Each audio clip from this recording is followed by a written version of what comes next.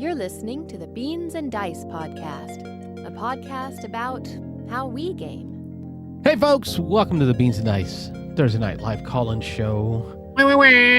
I'm Carlos. I'm Rob. And I'm Wayne. And we are a podcast about how we game. Thursday nights is all about how you game because it's the live call-in show night when we take your phone calls to talk to you about what you got going on gaming-wise. Each show, what we do is we run through our Twig, our This Week in Gaming. We're going to go through news, articles that are interesting to us, and then end off usually with an OGG, depending on how it goes with the calls. My hope is that the calls will interrupt all of that stuff and prevent us from getting to any of it. Last week we had 4 phone calls. We're going to reset the board, get us back to 0. Week before we had, 11? 10. 10? I was 10. 10 or 11. Close enough. Yeah, I mean, basically for this month, we're over 20 easy, 25 calls. It's pretty good. Yeah. I guess we have to have a contest every month, right? Yeah. We are in the longest month of shows so far this year. There are 5 episodes this month. 5 Thursdays. This month is the month that we are giving away games to callers. If you call in, there's a chance that you're going to win a game. Last chance. This is the last episode of the month of April. In the month of April, we're giving out games. It's called Spring Cleaning. We're going to clean out Carlos's shelves by sending you games. And no, they're not garbage, okay? There's some good games in there. We've got the brand new Wingspan America expansion. We've got the Flamecraft Duals. There's an A in there. Okay. So it's Duals, right? But not Duel. And other nice titles that I've got that I'm going to be giving out for your chance to win. And you do that by calling in to our phone line, which is in my pocket. Oh, your phone line is in your pocket. So let's good place for open it. up. He's not just happy to meet us. There's a phone line in his pocket. There's a whole phone line in my pocket. Woohoo. I'm going to go ahead and open up that phone line right now so we can get these callers going and start writing down people's names and addresses where I can ship off my garbage games to. I mean, great titles we're giving away. That's how we do it. 813-618-7099 is the phone number here on the Beans and Dice podcast. I don't know if you can tell, but I'm drinking coffee because I'm tired. I'm tired, boys. Coffee at night? I'm tired, boss. I'm tired. Tired. I got my coffee Yeti with my fancy chromed out Beans and Dice sticker, the special edition for the 2026 Dice Tower East that we're going to bring with us to give out. Nice. So if you shake a hand with one of us, you'll get one of these Beans and Dice shiny. I got to get one for my mug. Yes. Yeah. And in here I got my Dunkin's coffee with milk. I took the straw off because you can't sip out of a straw on live stream and make you look. I made my first dirty soda at home today. I took an orange crush, put it on ice, and then poured in. I guess my wife just told me, probably everybody else in the world knows, but it's just Irish sweet cream, which you can buy just in the creamer area of the local grocery store. Poured a little bit of that in there. Oh, it was so good. You mean Bailey's? No, it's non-alcoholic Irish cream. Yeah, non-alcoholic. Cream. So Irish sweet cream or something they call it. But yeah, I don't know. It was. I good. think Bailey's. Let's do that. Yeah, well, I'll try that next. Yeah, that sounds good. Be at lunch at work. I'm a fan of the dirty sodas, although let me tell you, I am super disappointed by the Mountain Dew just released, I think about a week ago, their Mountain Dew dirty soda, and it was gross. I guess I should have thought it through, but just being Mountain Dew doesn't have, a strong, like just plain Mountain Dew, regular Mountain Dew. I mean, you got Code Reds and you got all the other citrusy. Yeah, but you take that little lemon lime citrusy and then pour cream on top of it. It was not good. So nobody in my house liked it. So I got a 12-pack. I got 11 left out of a 12-pack. If anybody wants some of this new dirty, you should definitely bring it to the next time we game together and we'll do like a live taste test. Like there you go. What's the rolling dice and taking names? They do that taste testing of stuff that people send them. Like wait. People on the show will send me food? Yeah. A couple of them. I know the like the Game Schooler, not Game Schooler. I know the Rolling Dice and Taking Names does it, and I know like the Gaming with Kids or No, ProZD or DZ or Yes. he does all kinds of weird stuff. People will tell him, try every Pop-Tart. So he's got a show that's like an hour long where he tried like 50 different types of Pop-Tarts, and he's done all kinds of weird ones like that where he's Diabetes tried 30, 40. intensifies. Exactly. So, Pablo is in the chat. Foundations of Rome is garbage. Send me that. oh yeah. There you go. That's He one way did to call. He did call. So it can be a thing. do it. He's in the contest for Foundations of Rome. All right. That's what I just heard, right? Yeah, Carlos is giving one away. I got to take off my meta glasses and turn them off because the phones are going to try to ring through there. Oh yeah, let's not have that. Yeah. Private conversation. There we go. Metropolis of Rome. That's the other one. Yeah, maybe he could part with Metropolis. Although I don't think. I don't know because they're not one's travel. Yeah. One's like a pocket travel edition, and the other one's like the stay at I home. wouldn't call that pocket travel. Maybe relatively speaking to the other one, but Yeah. Right? Isn't that how it was advertised? Like, no, it's I the don't think pocket so. travel edition. of Advertised Foundations? as the cheaper alternative to the overpriced, overproduced Foundations of Rome. A slightly smaller than wingspan size box versus a produced just crate. right. Yeah. Okay. Sure.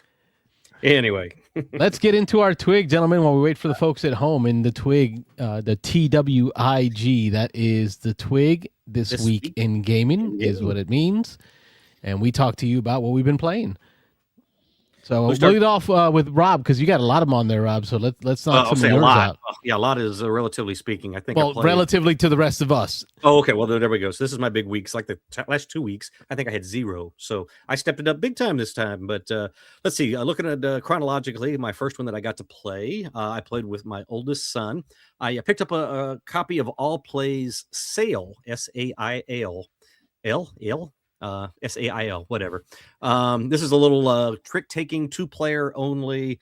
You're working cooperatively, taking tricks to move a little sailboat across a board. So we played just the introductory scenario, which I think is just 3 boards long. But the normal, there's 5 other scenarios in the box, at least the base box, and those are 5 boards long. And so you've got, I believe it's 5 rounds working cooperatively, taking tricks back and forth to try to move this little, I say little boat, but I guess it's kind of a ship. But it's. I was going to interrupt you. I didn't want to interrupt because you said little boat. It looks like a pirate ship, bro. Yeah, it's a pirate ship, but don't it's be tiny besmirching on the board. The boat. There you go. I think somebody's pulling up some pictures there, but yeah, it's a little token that you're moving across. But it's a pirate ship. It's a full size boat, and you're trying to avoid the Kraken. There's a Kraken out there that can do damage to you. You can damage the Kraken to hold it off from sinking your ship and ending your little journey prematurely. But depending on the tricks that you win, there's little symbols on the card. There's like a boat's helm, steering wheel. There's cannons. There's a couple of other symbols. And depending on when the first person plays, the second person has to follow suit. There are, I believe it's just 3 suits in the game. It's either 3 or 4. I believe it's 3. But you follow suit, and the winner of the trick takes the trick. Once one person has won 4 tricks, that round ends, and you have a little bit of cleanup and then reshuffle, redeal. And again, you have 5 total rounds to try to make it from the start spot on the board across to the end spot. And depending on the symbols that are played, the combination of the 2 symbols that are played on the 2 cards, once the trick is won, it can do one of a variety of things. It can either move the ship straight ahead, which is across the corner to corner of these diamonds, which is the most efficient way because then you're kind of moving 2 steps across the board. Or you can move 1 towards the person who won the trick, which will move you up diagonally or down diagonally. Or there's 2 other combinations where you don't move at all. And again, that would be where you damage the Kraken, or the Kraken hits you and damages you. And as you can see, if you're able to see at home or watching online, there's little islands that are placed out. So you're trying to avoid the islands. If you do a movement that would go into one of the island spaces, you just don't move. So that's a wasted trick. You didn't do anything really. And then you've got these Kraken that if you run into the Kraken spots, it also will damage your ship, additional damage. So you don't want to do that because you don't move and you get damaged. And then there's these little storm clouds across the board. There's 2 rows of storm clouds. And one of the things you have to do to kind of keep yourself moving down the track is by the end of the second round, you have to pass the first set of storm clouds. And then by the end of the 4th round, you have to pass the second set of storm clouds. And then by the end of the 5th round, you have to have made it to the destination or you fail. So It's pretty quick to teach, pretty easy. Again, a little 3-set trick taking game. The hardest thing is just remembering, and they've got a player aid card that you have out in front of you that helps you remember what the combinations do. So again, that's the hardest thing. Sometimes you're just playing the tricks and you kind of aren't thinking too much about, okay, well, what do we need to do here? Do we need to move north, south, diagonal? And so that's the real trick of it. Trick taking game, trick of it. There you go. But those little combinations are the hardest part to remember is what those combinations do. And sometimes, your partner plays a card and it just doesn't match up with anything you have in your hand. And so you can throw off suit, or you do throw off suit if you run out of a suit. So there's some strategies there of trying to run your partner out. And at the beginning of each round, one thing I didn't mention is you do exchange silently one card. So once you've dealt out the cards, you and your partner exchange. Must or may? Must. You must exchange one card. So you can give a little bit of hidden information there. You can't talk about what you're doing, what you're passing, why you passed it. But once you get in sync with your partner, you can kind of get an idea. And then lastly, as you're scrolling through these pictures here, I think, Wayne, you do have an asymmetrical captain that is on that you choose at the beginning. You get to either choose one you want, or you can randomly do it. I believe there's 6 of them in the box, either 6 or 8, and you choose one, and it gives you some little power throughout the game. Actually, some of them are one-time things that they can trigger. Some of them are ongoing abilities, and so it gives you just a little something that breaks one of the rules that allows you to do something a little different than what your partner's doing. But fun little game. I've enjoyed it. This was my 3rd play. I think I first played it at Dice Tower East a couple of years ago. I think I played it again maybe last year, and I picked up a copy because it was the right price. And this was my first time to play my version of it. There now is a legacy. Anybody who's been following last year, I think it was, they came out with late last year with Sail Legacy. So there is a actually legacy version of this now. And if I can get one of my kids to hook on with me, I think I'll probably pick up that legacy version and play through it because it's fun and it's cheap. And I haven't looked up the price on the legacy version, but I assume it's inexpensive as well. And so just to pick that up and play through it would be fun, I think. Cool. I got questions. Oh, okay. Yeah, I thought that All was... right, first question. I'm confused with these cards. I'm showing on the screen players holding a handful of cards, and I've noticed that the cards have different suits or icons. I see icons. I don't know if the icons are the suits or not. What are the suits? Is it the color of the card? The suits are the colors. Yep, the background color of the cards. So you got the 3 colors that looks like green. There's a gray, and I think there's like a yellowish color. So there's gray with orange, and then there's teal with yellow. Those are the suits. So these icons are not suits. Those are actions? Those are the actions, right? They trigger in pairs. So if I play a cannon, you can see that I played a cannon, and then when you're following, if I led, then you're searching through your hand to try to decide, all right, do I want to win this trick or do I want to lose this trick?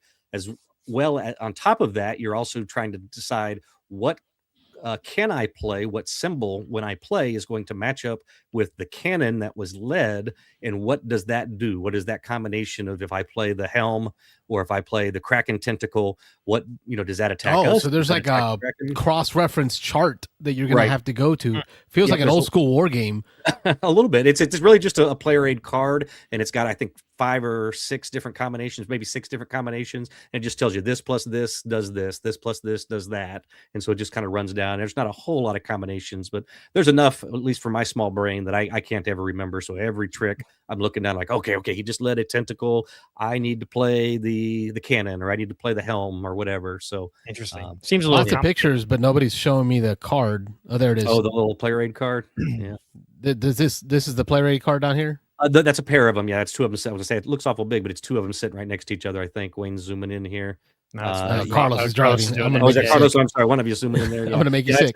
Yep. I see it now. Helm and helm means whoever won moves the ship moves the ship towards them. Helm and tentacle, you're going to move the ship diagonally towards whoever won. Plus, you take a damage. The damage cards are you don't deal out all the cards, but there's a deck of cards that didn't get dealt, so it's not perfect knowledge. And that's as damage happens, those go onto like a damage pile that you're cycling through. Okay. And last question I had is I have Fox in the Forest Duet, which is kind of similar vein, 2-player. A cooperative trick-taking game where you're trying to move around the forest, picking up gems, right? And based on what you play, dictates where you move your pieces to. It fell very flat. I don't remember if you got to play it. Did not. I played Fox in the Forest several times. But Yeah, no, I think most I've people played Duet. most people tend to prefer just Fox in the Forest as opposed to Fox in the Forest Duet, right? Agreed. Yeah. Yep. I felt very flat for me, and that worried me about the whole idea of a 2-player cooperative. So no comparisons there. If anybody in the chat or in the group has had an opportunity to play both and can tell me the difference, like is it really different enough where if you didn't like Fox in the Forest Duet, you might still like Sail, that would be awesome. If someone in the chat can, comment, call in, or email beansanddice@gmail.com. Yep. You can email us with that information. I've got it. Of course, I can teach it to you sometime. It takes 5 minutes to teach, and then we can run through it. Very cool. Very cool. Cool. All right, then next one on the list, I've got Toy Battle. Looks like this one's on Wayne's list. Yep. I played it a bunch, obviously, but I got to teach my kid. Finally got him to sit down. We're towards the end of soccer season, so now we got some more time on the nights, so we'll get some more gaming in, him and me. But I taught him Toy Battle, and he immediately loved it. We played a couple, two, three games. But what was interesting is he mentioned to me immediately, like, "Oh, this is just like I forget that I have to look at the chat what I said it was." Yeah, I remember you mentioned something. Clash of Clans. Clash of Clans, yeah, it's kind of like a little online game that him and his friends play on his phone. So, and he was like pointing out, he's like, "Oh, this, the duck is just like this character, and the skeleton guy, which lets you draw 2 tiles, is just like this guy." And then he showed me on his phone the maps, and like I did a quick like Google search, and it was like, oh yeah, Toy Battle is known to be very similar to Clash of Clans. It's a lane battler, so it's not necessarily, but it was kind of interesting that like he immediately grafted to the game because it was similar to a video game that he's been playing. But I love it. It's fast, easy to play. Cool. In Toy Battle, it's a lane battler, so you're playing out toys that have special abilities, and you either need to capture 7 star icons or capture the opponent's base. It comes with 1 base set of characters, and then I think 8 different boards or 6 different boards with different abilities on it, which is kind of cool.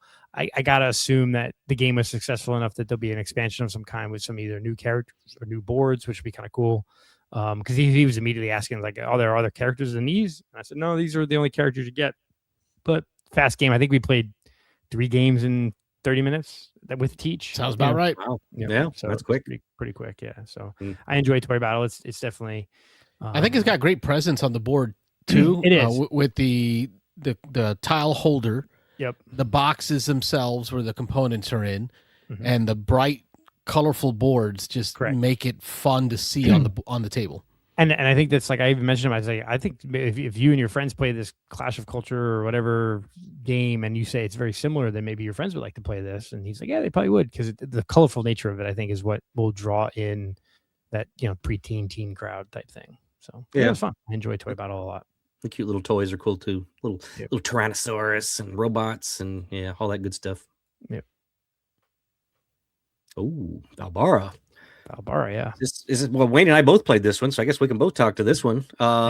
So Sam brought this over to Wayne's house when we played Pandemic Legacy Season 0. So we have been trying to fit in a fairly quick, light game afterwards, just kind of as a palate cleanser before we go home each night. And we got a chance to play Valbara. So Sam had brought it. She had asked me if I'd played it, and then the name didn't hit me right away, as they tend not to sometimes. And so I was like, I don't think so. And then I started kind of taking it apart. And I was like, oh, yeah. I have played this once on BGA. And then Daryl showed up a little later, and he's like, oh, yeah, I know Valbara. That's a great game. I'll teach it. So I'm glad he was there to teach. But Valbara. I don't know. How would you explain it, Wayne? So it to me, it was a lot like Citadels, the Bruno Ferdutti game called Citadels, where you're given a set of cards that range between 1 and 12. You'll shuffle them and then draw 4 at random, 5 at random, right? And each card, obviously, the lower number acts first in the round, the later number acts later in the round. And then each card kind of has a special ability that will trigger or not trigger depending on what other people play or what's being played. And then there's a tiebreaker card that shows you what's going to happen is there's going to be 3 or 4 lands in a tableau. Number of players, yeah. Number of players, yeah. So if there's 4 players, there should be four lands, and the person who had the lowest card will act first and take one of those lands. And then each land has a specific scoring type. So like if you get like the wheat fields, you score 2 victory points per wheat field that you already have. If you take the mountains don't score anything on the first card, but the second card you get 10 points. Doesn't score anything on the third. Fourth, you get like 30 points. Then there's one that you score 1 point for every different type of land you have. And then there's the rivers, which score a multiplier. The number of rivers you have times the value of the card you played up to 6. So each land will score differently, and there's different things where you can swap lands or take a land. There's like a preview row and an active row of the lands. There's a card that lets you swap that. And so basically you're kind of playing this it's this bluff and guess game between your opponents of who's going to play the higher number, who's the lower number, and then who goes first versus not, and what powers are going to get used, and then the lands. And you score all these victory points based upon the different sequences of lands. And you're going to play 9 cards. So 9 cards of the 12, I think. Right. Yep. And then you'll have 9 lands at the end for your scoring. So the gameplay reminds me a little bit of what's the Stonemaier game that they redid the art for, and a lot of people got upset. The pirate Libertalia. Yeah, because everybody's got the same identical set of 12 cards, but you're going to shuffle them and draw 5, and then every round you're going to play one, and then you're going to draw 1 additional. So you're going to keep 4 of the 5 that you already had, and you're going to keep just cycling 1 new card in each round. But everybody's got those same cards, and they all have exactly the same numbers, exact same abilities, and so it's just partially when you draw the card, and then partially kind of outsmarting your opponents into, all right, I think they're going to play that because I know they really want that particular card that's out there in the buy row, and so they're probably going to go super fast. But I've got this card that says if I go after the people to the left and the right of me, I get just bonus 5 points, just boom, right away. And so there's a lot of little cat and mouse of, okay, I think they're going to do that, trying to outthink and double think the people that are sitting next to you at the table. So it plays quick. I think it's definitely a quicker game. I don't know. Our learning game took under less than 30 minutes, probably. Less than 30 minutes. Yeah, we were done in less than 30 minutes. It was fun, and it's on BGA. So I as well played it on BGA and was like lost because I didn't even watch a video. I was just trying to figure it out as I go. The first time, playing it, the first time, but playing in person went pretty quick and easy, and it was interesting. The only I guess not complaint. The only thing is like I was going for the mountains. And like the mountain cards just didn't come up, and you need to get to 4 to get the really big scoring thing. So I think it's possible that you may not, if you're going down one avenue of a certain type of land and don't have a very diverse strategy in the deck, with only 4 players, it might not come up as frequently as you thought, but it was fine. We all like, I think Daryl and Rob had in the 80s or 90s, and Sam and I were both in like the 60s. So it wasn't that bad, but it was fun. It was very fun, quick. It definitely has a little bit of that Libertalia to me with the numbers and the sequencing of you go 1, 2, 3, 4 was very Citadel, Bruno Fedudi like, and got a phone call. Beans and Dice Podcast. State your name. Where are you calling from? This is Mitchell from Louisiana. Mitchell. Hey, Mitchell. What's going on? How's it going? Good. We are in the midst of our Twig. Rob and Wayne are talking Valbara. I'm not familiar with it. I haven't heard of it either.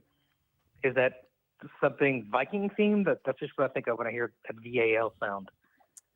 I think so. I think It's kind of native, like indigenous thing going, like the symbology, kind of runish. It's not super strong into any particular one, I don't think. But yeah, that certainly sounds it could be. Yeah. Citadels and Libertalia come together to make a small card game. Ooh, I like both those games. Yeah. Good. It's a good one. It's on BGA if you want to try it out. Are y'all just communicating for Wayne? Oh, yes. Wayne's in the background. He's there. Just being quiet. Okay. I'm here. You guys can hear me, right? Yeah, we got you. No, not at all. Now I can hear you. Nope. Yeah. There you go. I just heard y'all explaining a game that he was explaining, and I was like, let the man explain himself. Rob and I played it together, so we're kind of like switching it back and forth. But No, Are it's you new good. here? And- Are you new here, Mitch? Yeah. We And speak wait- over each other and for each other. Yeah. If you have an And- opinion, someone else will give it on your behalf. Yeah, it's a 20 to 30 I like minute game. So for you, it's about a 3-minute game. Oh yeah, 3, 4, 5 minutes maybe. I actually wanted to talk briefly about a fairly short game that I played this past weekend that I liked a lot. Twilight You guys got a Imperium? chance to try out late. That's a good one. Took him half an hour. Have you guys tried out Layers yet? I have it on my wish list, man. I'm hearing about it a lot. Dude, it's so good. I mean, I don't know if you guys know the concept, but if people listening, if you don't know, basically, I mean, you could play with more players, but in my opinion, the main way to play is just a head-to-head 1v1.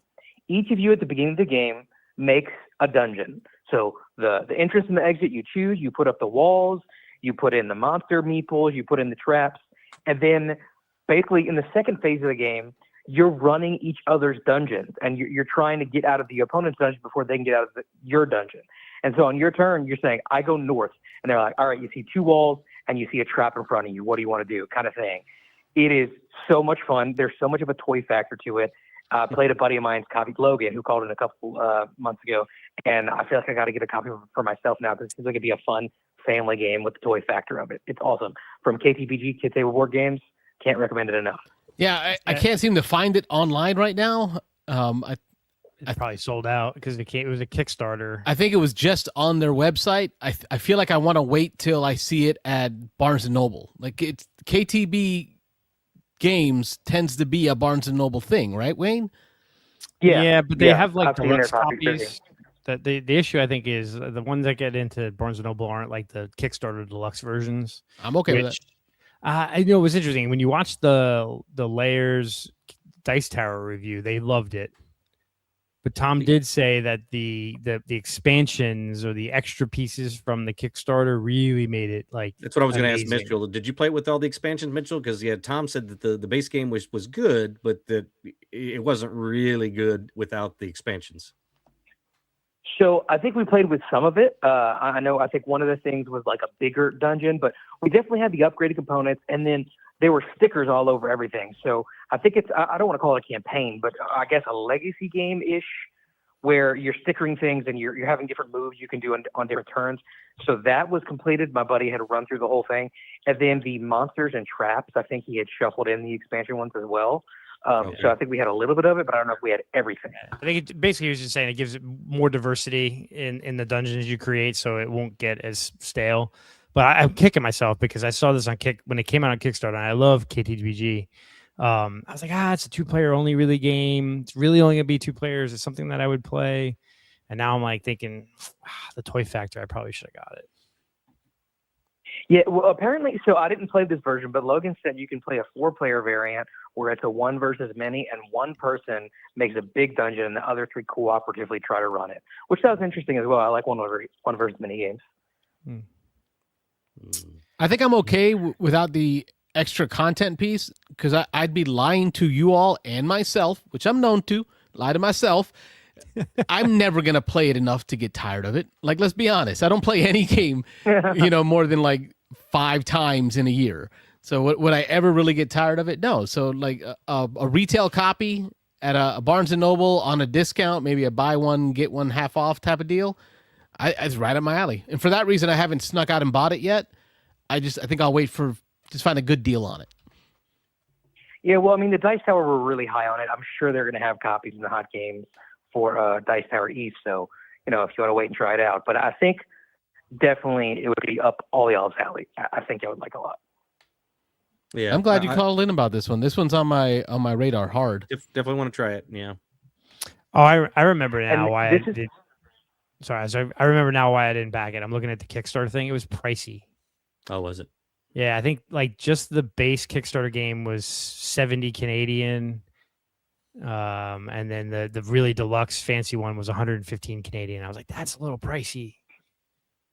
So that's probably what I did. Yeah, it comes with a lot of screen printed wooden meeples for all the different monsters, multiple copies, because if there's one monster in my dungeon, it's also going to be in yours. And then the little treasure chests, at least in that version, are metal, and they're really, really nice. So I imagine, like you were saying before, the retail version might be a little bit cheaper, but I don't know how much of the toy factor it takes away, which is really a lot of the allure of it. Got a great question in the comments here. Cody asks, so how does that 2-player dungeon crawler differ from claustrophobia? Phobia. Claustrophobia. Yeah, that word. That word. I don't know that game. I've not played that one. Are y'all familiar with it? Oh, I haven't played it. I've seen it played several times, and there's a new version on Kickstarter right now. But that is a one verse mini, often played 1-on-1, from what I understand, is maybe the best way to play it. But it's also a one verse mini. It's got it's definitely a step up in the production factor. It's got actual minis that you play. It's got big, large modular board that you lay out as the good guys, as the heroes explore the dungeon. They kind of go through and do different things, but you've got one person running all of the bad guys, and they take many forms, as we're seeing here as we're scrolling through the BGG. Okay. But So- tons and tons of So minis. this This sound is a way little- more complicated than Yeah. Yeah, Because- for sure. But not only that. So keep in mind. So the dungeon is secret in okay, I'm talking about layers. So you have a DM screen. The opponent doesn't even know where the walls are. You have to go into a space or do a special ability to look into the next space to even know what a room looks like. So that was the cool thing for it. Is like there were unlimited possibilities in how I could build this. Well, I guess it's limited because it's not like an infinite square I'm building. Sure. But there are thousands of possibilities of how I could build this layer and thousands of possibilities of where I could drop the monsters Wait, and the loot and all that. Let me clarify this. Make sure I'm hearing this right. When it's my turn to run through your dungeon, you're gonna lay it out for me as I step into each room? Yeah, so you have a little dry erase board with a mini version of the dungeon, and you say, I move north, and you move your mini north, and then I say, okay, there's a wall to your north and east, and you see a ghost in front of So you. it's like Captain Sonar. And then the ghost attacks you. Where's my wallet? You sold me. Like I did not know that's how it went. I thought I would just give you my dungeon and you do something with it. No. There's like No. what feels like an RPG style like run through. Imagination. Yes. Rob. And so the way that the traps and the monsters work is that if you just stumble upon them, they're going to trigger on you or attack you. But if you spin certain types of cubes, instead of just rushing through to peek ahead, then if you know they're there, you can go attack them, surprise attack them without them attacking you. Nice. So there's some strategy. I'm just running through, and if the monsters attack me, so be it. And so I drawing love the game, Sorry, so you're drawing on a dry erase board. So like I keep the dungeon behind a screen, and then you're drawing it as I'm describing it to you. yeah, as kind of the Okay. fog of war strips away, you're drawing more and more of the dungeon as you go through it. I don't know. That sounds awesome. That sounds like Yeah. it tickles my 12-year-old fat boy in me. Like, I remember playing D&D for the first time, that feeling of like drawing the dungeon as the DM explained to you what you saw. Yeah, and I mentioned this on the podcast with BJ we recorded the other day. But I'm usually a guy who needs to know all the rules, and the guy Logan who was teaching it is the opposite. He's like trying to get you started, but this is a game that's perfect for that. He's like, hey, just make a dungeon, drop some monsters and some traps in, and then once you finish that, then I'll tell you how to play the game. Okay, take a step. Okay, we'll tell him what he stepped into, and it's a game that you can teach anyone as they play it. A rolling teach. It's perfect for that. Cody had a good point there. It's exactly what I was thinking myself. It sounds like Hero Quest without the app, right? Hero Quest when you've got Zargon, another player playing Zargon, who's describing to you what you see as you move your minis. For all those reasons, like I think this is going to be right in my wheelhouse. Yep. And it looks like one Mike Going Game had played Claustrophobia, and he said this game does not sound like Claustrophobia 1692. So Yeah, Mike is. That was one of the plays I watched was Mike and I think Dan playing through it at Your Turn Con one year. Yeah, Interesting. but it seems like one that'd be good for the fam. Like I said, there's my friend had it all figured up, and he had run through it with his son, who I think he's younger than my son, maybe like eight or nine is how old he is, and they ran through the whole thing, and like it didn't fulfill that long ago, and they've already run through all of it, and there's a lot. It's 2 boxes of it, so the kiddo liked it enough, so that's always a good review for us dads.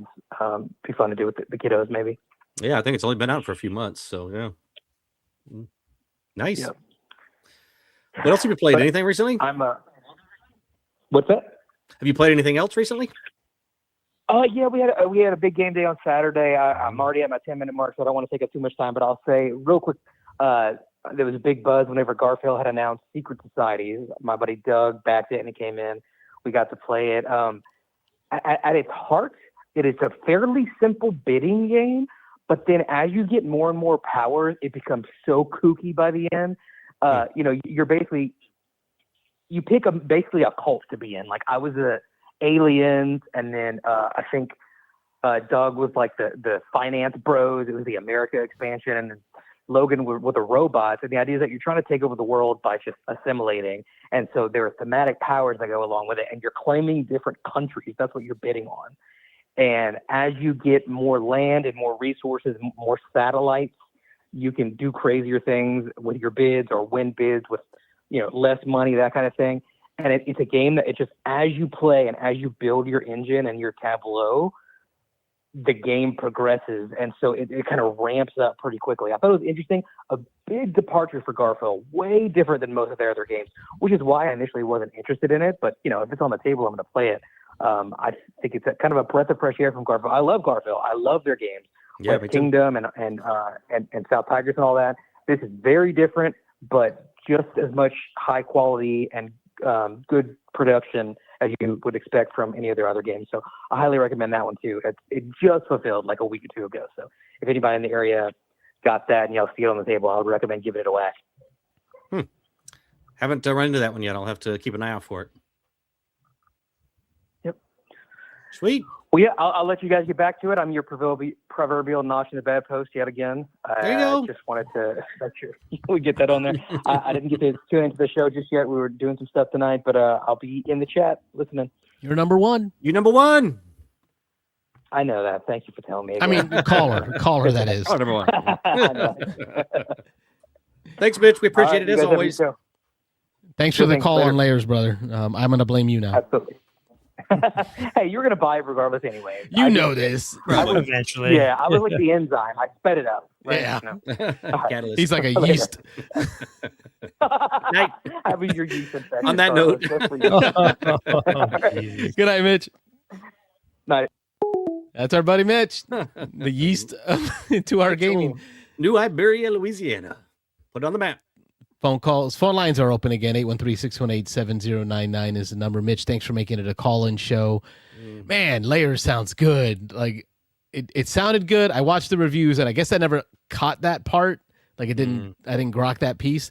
The idea of it being kind of a shared experience where I tell you what you're doing and watch you go through my dungeon that way.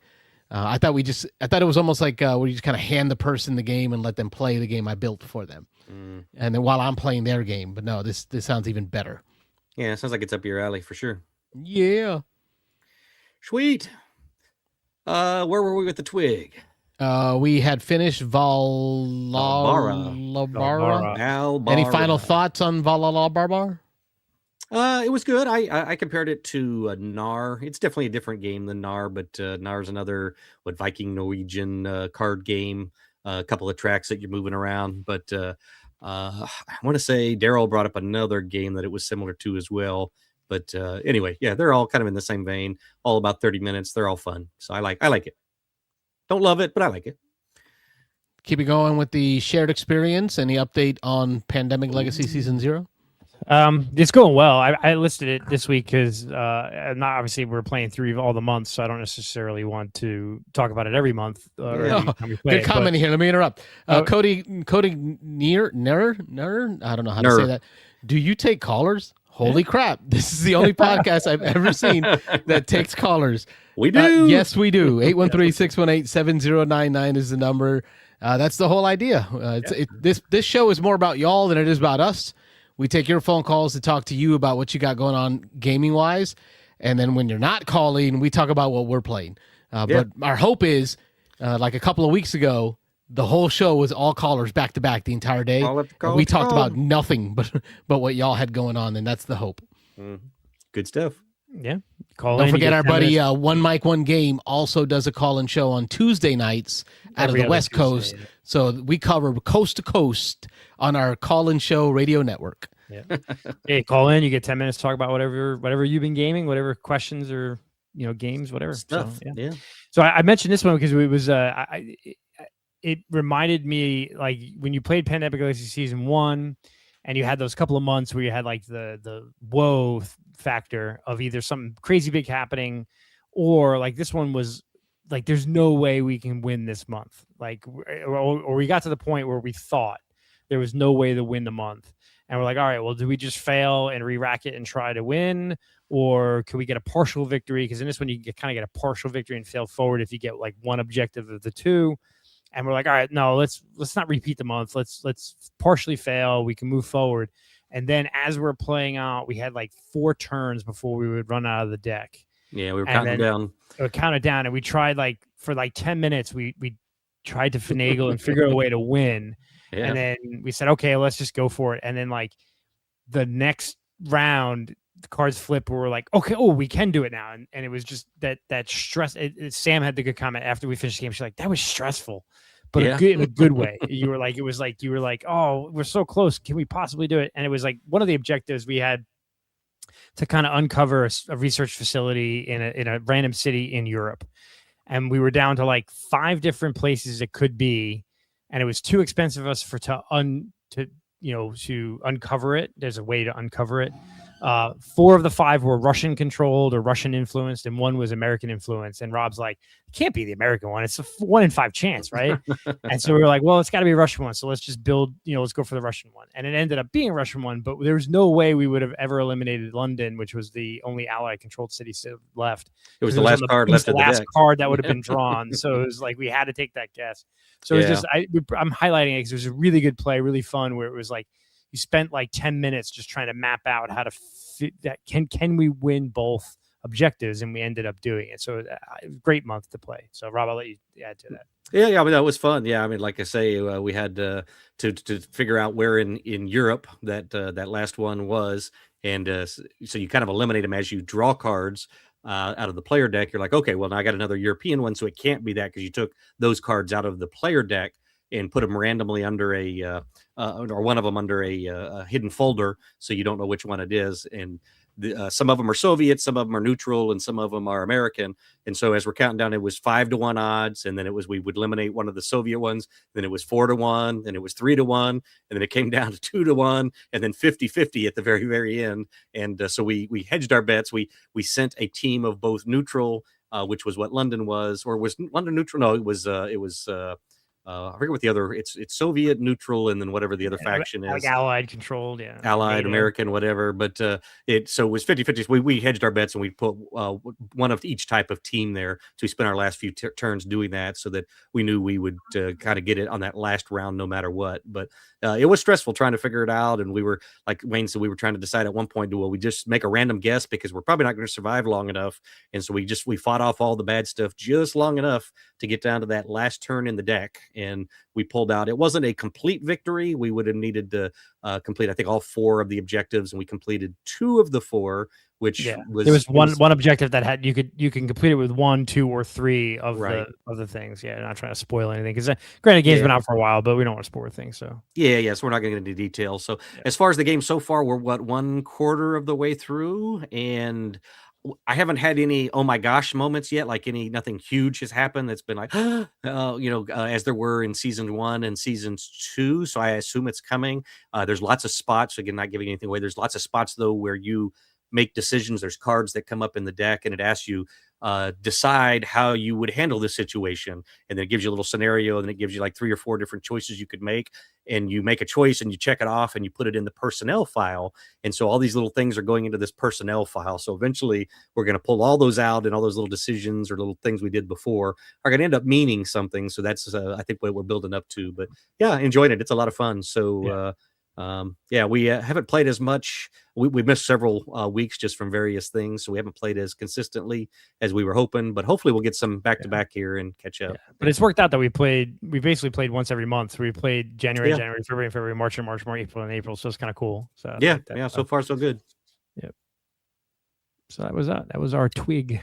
Yeah, anything else? Interesting conversation in here. Cody in the chat talking about hidden gems. In a nutshell, I only have about 70 to 80 games, where my game group has 300 to 400 games apiece. So I look for odd games that are only produced in other languages and stuff. Mm-hmm. I like that idea that you've got a group of friends. They're going to get all the the stuff that you see on the dice tower, right? That's making the list. And that gives you the opportunity to build this like really niche collection or niche collection of like interesting, very specific games. It's great to have good gamer friends with a good collection. Yep, I agree. That's very cool. I have been playing Lord of the Rings, The Fellowship of the Ring, the trick-taking game. I'm up to chapter 7 Oh, nice. out of, I think, 15 is what it goes to. Nice. So I guess I'm hitting that halfway mark. But I'm just getting to the Prancing Pony. So I feel like it's slow in chapterness. I don't know. Like maybe it's going to accelerate now into the Fellowship of the Ring narrative. I mean, in the movie, it took him like an hour and 45 minutes to get to the Prancing Pony, right? I'm watching the movie again. So I put it on today while doing some audits. And then I'm listening to the audiobook, and I'm realizing how much I don't know about Lord of the Rings. The actual audiobook, characters that I've never heard of before, events that occurred that I've never heard of before, all the stuff that happened all the way up to the Prancing Pony. So I'm starting to understand that now. I am playing it solo in the solo version of Lord of the Rings, the Trick Take. Okay, it's a long one. Whew, here we go. Yeah. The Lord of the Rings, the Fellowship of the Ring, the Trick Taking game, also known as TLOTRTFOTRTTG. Yeah. Sure. Said no one ever. Nope. In got this the next game, one. it is an iteration, I think, of The Crew, which is a cooperative trick-taking game. Yeah. But in this game, they have a really cool rule set for 2-player only and solo play, where as a solo player, I'm going to manage 4 hands with 4 characters. Each character has a specific goal that they need to meet each chapter in order to move to the next chapter. So as an example, Gandalf has to win, I think, 1 or more tricks, to keep it simple. Pippin has to win the fewest number of tricks, right? Samwise has to win a trick that has a special suit for the hills, right? Like a special number of a special card. He has to win a specific hills card, right? So it kind of Frodo has to win at least 4 ring cards into his hand at the end of the round. After all the tricks have been played, at least 4 ring cards have to end up with Frodo. So you can see how each character is tailored to kind of their style or their theme. But in the solo game, you manage 4 hands, but you're only getting half of the hand in data and information up front. After you play each trick, you're going to add a card to each hand and then play the next trick. So you don't have full information on what that player or that character is going to have available to them. So it creates this real fun puzzle piece that you're trying to manipulate the play order so that you can maybe draw someone out so that they can then play a ring card to be able to then trigger rings, et cetera, et cetera. All that to say, it is, to me, I like it better than The Crew because of that 2-player mode and that 1-player mode. And then the artwork is fantastic. Like it's got this stained glass look to it that is it's like a pretty church window. And then the storyline is so much more engaging than The Crew. And didn't they've just come out with the 2 towers, or they're coming out? I've got the 2 towers. I was going to say, yeah, I've got that one. So, yeah, Carlos, if you finish this one, you want to move on, you can do that. I've heard that you really don't need to play them in any kind of order. You can just jump into 2 towers, but I haven't even unshrunk it yet. So it's like watching like the 2 Towers movie before you watch the Fellowship of the Ring. I mean, I might as well go watch The Hobbit and then watch. Well, that's where you should start. But now, does it have replayability? There is a mode at the end, and I think it's like All Roads Lead To or something. I can't remember the name of it. But it tells you take these cards from all of the cards that you revealed over time, because it's not a legacy game. It's a campaign game, and as you play chapters, you're going to add new characters. You're going to add new cards to the deck. You're going to add new objectives, right? In that, at the end of it, it's going to tell you take out all of these cards, and this is going to be your base deck, and then it's going to give you instructions for each time you play. Here's how you can create a random scenario, right? Shuffle these cards, draw 4 of those. These are your options for the scenarios. These are your options for the characters to pick. Play that game. So it kind of gives you that mode at the end if you want to make it a replayable game. But I think after 15 plays, let's be honest. I mean, if I play anything more than 10 times, it had to be an amazing game. I don't think I'll play it after that. Yeah, Mitchell said in the chat says, Carlos, how did you get that far in FOTR? I'm always restarting to teach somebody new. And so that was my deal with the crew. He's just playing it solo. That's how he does it. Yeah, I kept teaching it to new people. And then I gave up on teaching it to new people. I'm just playing it solo. Yeah. At the bottom, he says there, I feels like there's replayability because you can play different characters. So trying it out with the different combinations of characters. Yes. And that's the fun part is finding new characters, exploring the game itself. I still have a whole nother chest because when you buy the game, the left side are your basic decks that I'm showing on the pictures. There's 3 slots. The left slot is your basic deck, basic cards, chapter 1. And then in the center box, that's where you go through like chapter 2 through like 8 or 9. And then the right box is the rest of the chapters. So you're kind of exploring and that dopamine hit. Each time you finish a game, you look at the next chapter and you're like, I got time for one more. Let me try one more. Nice. Yeah. Looks like Musar, our friend from Israel, Lord of the Rings is one I'm looking forward to, actually. So yeah, that's good. And Rob, I'm glad you said you own the Two Towers one, because I was trying to find a reason to not buy the Two Towers. I got it. But then I told myself, okay, you can't buy Two Towers until you complete the Fellowship of the Ring, which is why it's on my table. And now I don't even have to buy it for that reason. Yeah. There you go. I'm wondering, if once Carlos is done with this one, we could take that, Rob, and in our campaign legacy group, crank through it. Probably the 4 of us. Maybe. Oh yeah, that'd be cool. Yeah, if it's only 20 minutes a game, we could probably get through it in 1 or 2 sessions. So yeah. Mm-hmm. Looks like Cody had a couple of comments in here. We'll go backwards with them. Are you guys Zombicide guys? Do you think the new edition will add actually to the game? That's the Pirates one, right? Yeah. So that looks pretty cool. I mean, I'm a huge Caribbean and the Pirates and that Age of Sail kind of guy. So but when I saw it played, all I can think of was the game that Rob has. Rum and Bones. Rum and Bones. Yep. That was a great pirate game. It is a great one. Yeah. It's only 2 player, but it's a great one. Yeah. Yeah. I played Zombicide once or twice, but it's been years. I think I would use the figures for like when I play 7C, like especially the pirate one. I would use that for 7C or my role playing games and stuff like that. But it looked pretty cool though. It's a theme that theme drags me in more than some of the other Zombicide stuff. Me too. Yeah.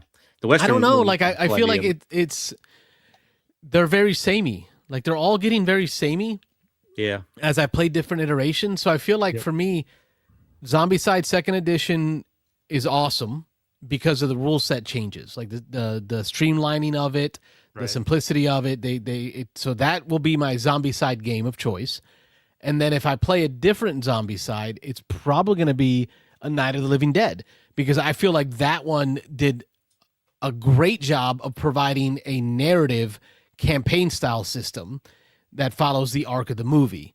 So like those are my 2. Outside of that, I don't see a desire to play the Western one, to play that new anthropomorphic version that they have, the Chinese Asian looking one. Yeah. I don't see it. They all mix up the rule set a little bit. I guess they all introduce some new things. And so I know Z Garcia's played a bunch of them on the Dice Tower. And Marvel Zombies sounds pretty cool though, because I love the Marvel Zombies like comic and the show and that kind of stuff. For the kids. That one for the kids, because my kids are into the Marvel thing. Yeah. I do have that one. Yeah. Commentary on me playing solo here. I forgot Carlos plays games solo like a loser. Yes. I don't play solo games unless I do. Mm-hmm. Mm-hmm. Then we've got Bluefish Fly. I think that's John. No, maybe. I'm trying to remember names here. I'll be cracking open Clank Legacy 2 this weekend with some friends for our first session. You guys play this one? I did. We did. Yeah. We played through. Not you. That was Jim's copy. So it was me, Jim, Sam, and Daryl. Yeah, we played over mostly at Jim's house, and it was good. I never played Legacy 1, Clank Legacy 1. I guess the feeling is that 1 was generally better. So I kind of wish I would play 1. Maybe I'll go back at some point and play 1. 2 was fun. I don't know. I never felt it was great. I don't know that anybody in our group felt it was great. By about halfway through, it felt like we were just kind of playing out the rest of it just so we could see what it had to offer. But there were no real big moments like there are in Pandemic Legacies, where you've got those couple of just big plot twists or whatever. If you're a fan of the what is it, incorporated, what is the Acquisitions Incorporated. Yeah, if you're a fan of that and that particular type of humor, I'm sure it can be a little more appealing. I know Jim was more of a fan of that, and he had played all the way through one. He actually soloed one because at that point he couldn't find anybody who wanted to jump into it with him. But I guess there's some jokes and stuff that they make that are a little bit on the inside if you've watched the shows and if you're a fan of the comics or whatever.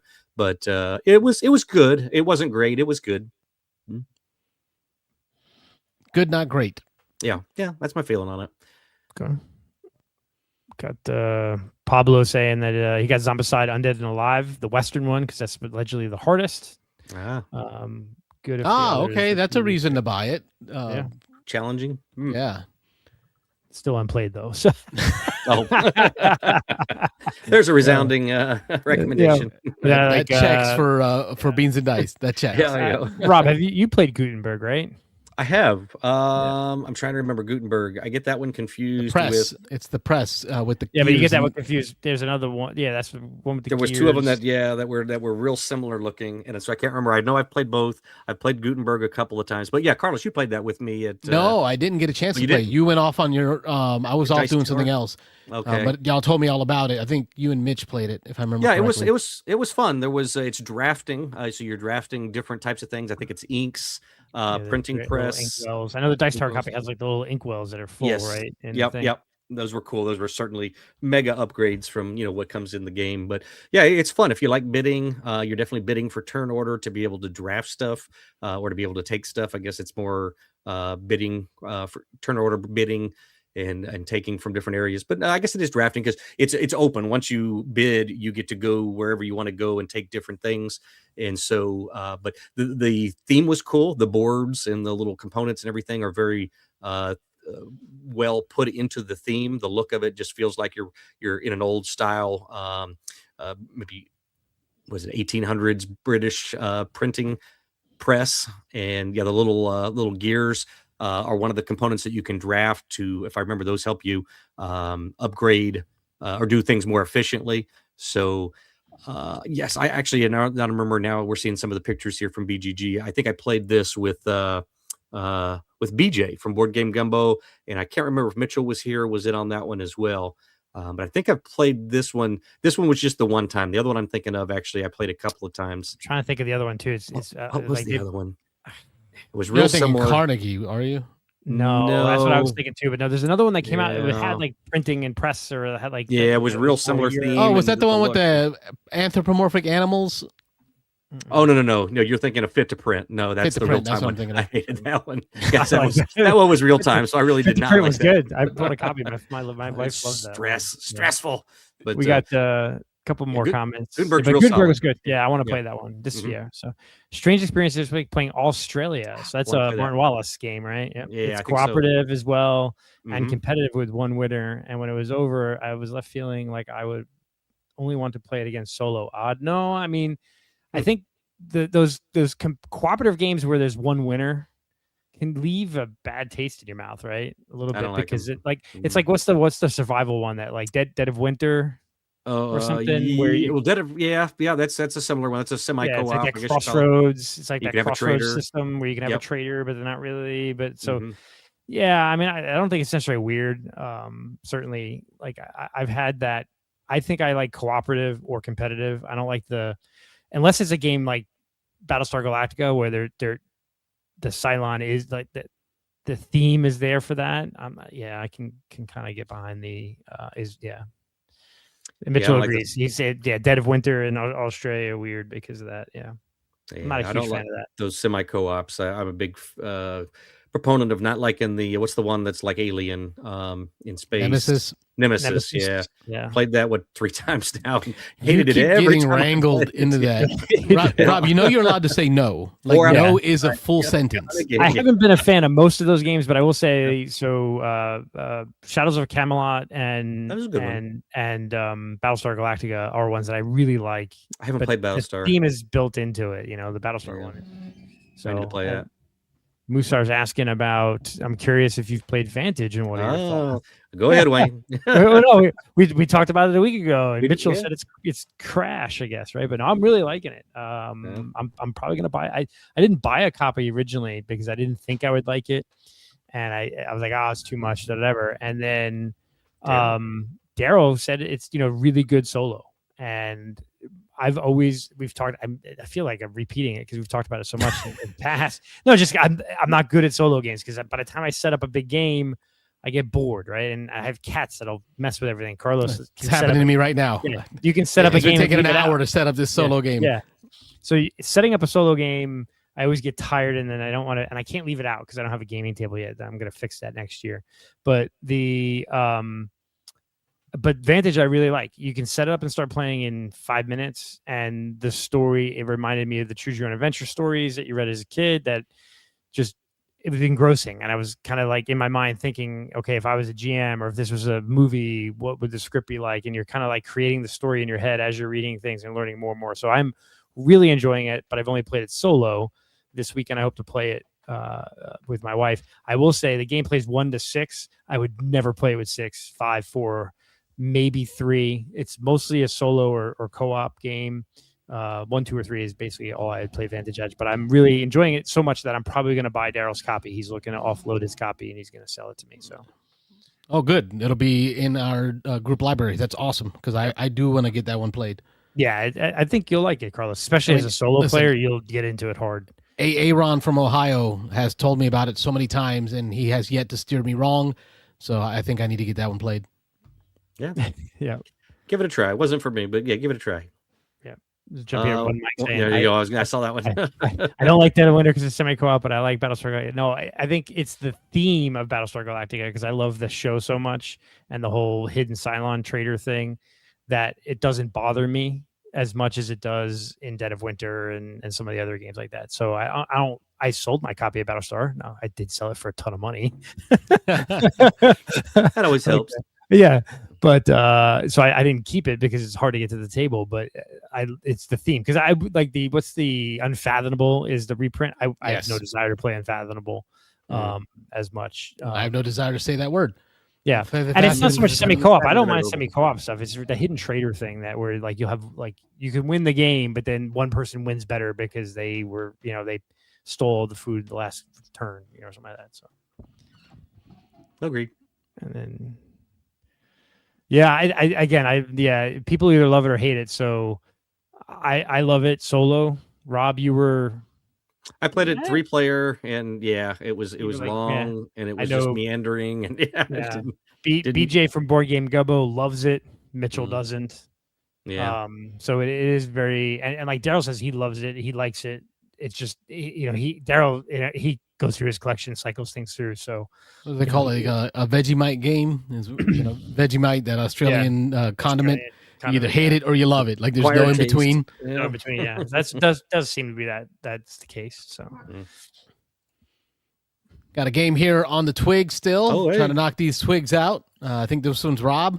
Yeah, I can hit this one quick. We've talked about this a couple times here in the last month or so, but Star Wars deck builder game. I got another chance to play this with my youngest. He again chose to play the Mandalorian faction. He complained wildly and loudly, and for a long time afterwards, after I whooped him with the Empire, that I must have been cheating and et cetera, et cetera. But I guess that's what 13 and 14-year-olds do, huh? I don't know. He's cheating. So, so he's played the Mandalorian. But this is coming from the generation that complained that the NES cheated on us. Well, right? Sure. But he loves the game. He loves the theme. He loves to grab those Mandalorians before I even get a chance to get the lid off the box. But he has not figured them out yet in 3 plays. So we'll see. I told him next time maybe he needs to try a different faction. Maybe he would enjoy it more. But yeah, great game. This is one of my favorite deck building games right now, and I still need to give it a play at 3. I haven't tried with 3 yet, so one night when the 3 of us guys can get together, we'll give it a run through. We can play it probably 30-45 minutes and give our take on the 3-player version. But yeah, Star Wars deck builder game. It's a great one. Cool. Oh, and Patchwork. That's me again, I think. So this was my last one, I believe. Patchwork, I taught my youngest, the 14-year-old now, Patchwork. So first time he had played.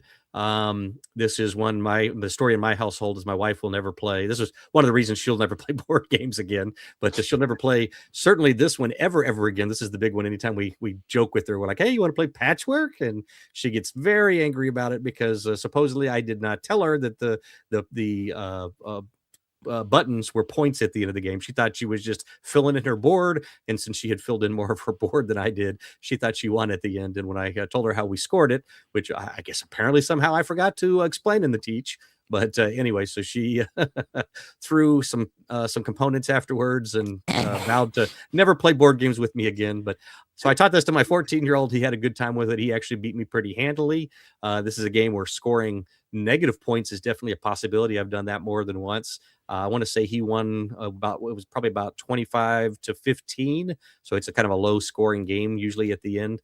But Patchwork's a fun one. We play just the base. They've got all the different versions that have come out. They've got probably at least 7, 8, 9, 10 of them. Yeah, they're all exactly the same rules. There's no different themes and different boards, but they're all they play exactly the same. But yeah, this is a fun little 2-player game. So it says 15 to 30 minutes. Yeah, I agree. Once you learn how to play it, the only thing is a bit of a table hog, laying out all that big circle of all the patches around. So that's been the biggest pain in the butt to setting it up, is that you got to have a little bit of space. You can't play this in a small space, even though it's kind of a little 2-player game. But if you've got some space, you got a full-size table, it's a fun one to knock out, and a filler for 15 to 30 minutes with 2 players, and almost a classic here. I'd say it's kind of reaching that classic level, I think, of 2-player games. Right. It hasn't hit that 15-year age yet. Yeah. But it definitely has made its mark on the industry. I mean, it's number 4 on the abstract games total. Like for all abstract games, it's number 4. That's a high watermark. Yep. Makes my top War Chest is right behind it. Yeah, number 5, man. Now listen, this game it did not elicit pieces throwing in my house, but it did elicit many. I will never play that again. But then, so what's interesting is we have the different holiday versions. I've got 4th of July, Halloween, Christmas, Valentine's. Yeah. When those holidays come around, she will be like, "Did you want to play that themey Patchwork one for Valentine's Day one or the Halloween one?" So it's terrible, but not terrible enough where she won't play it again. Okay, that's good. But it's definitely not a favorite in our house.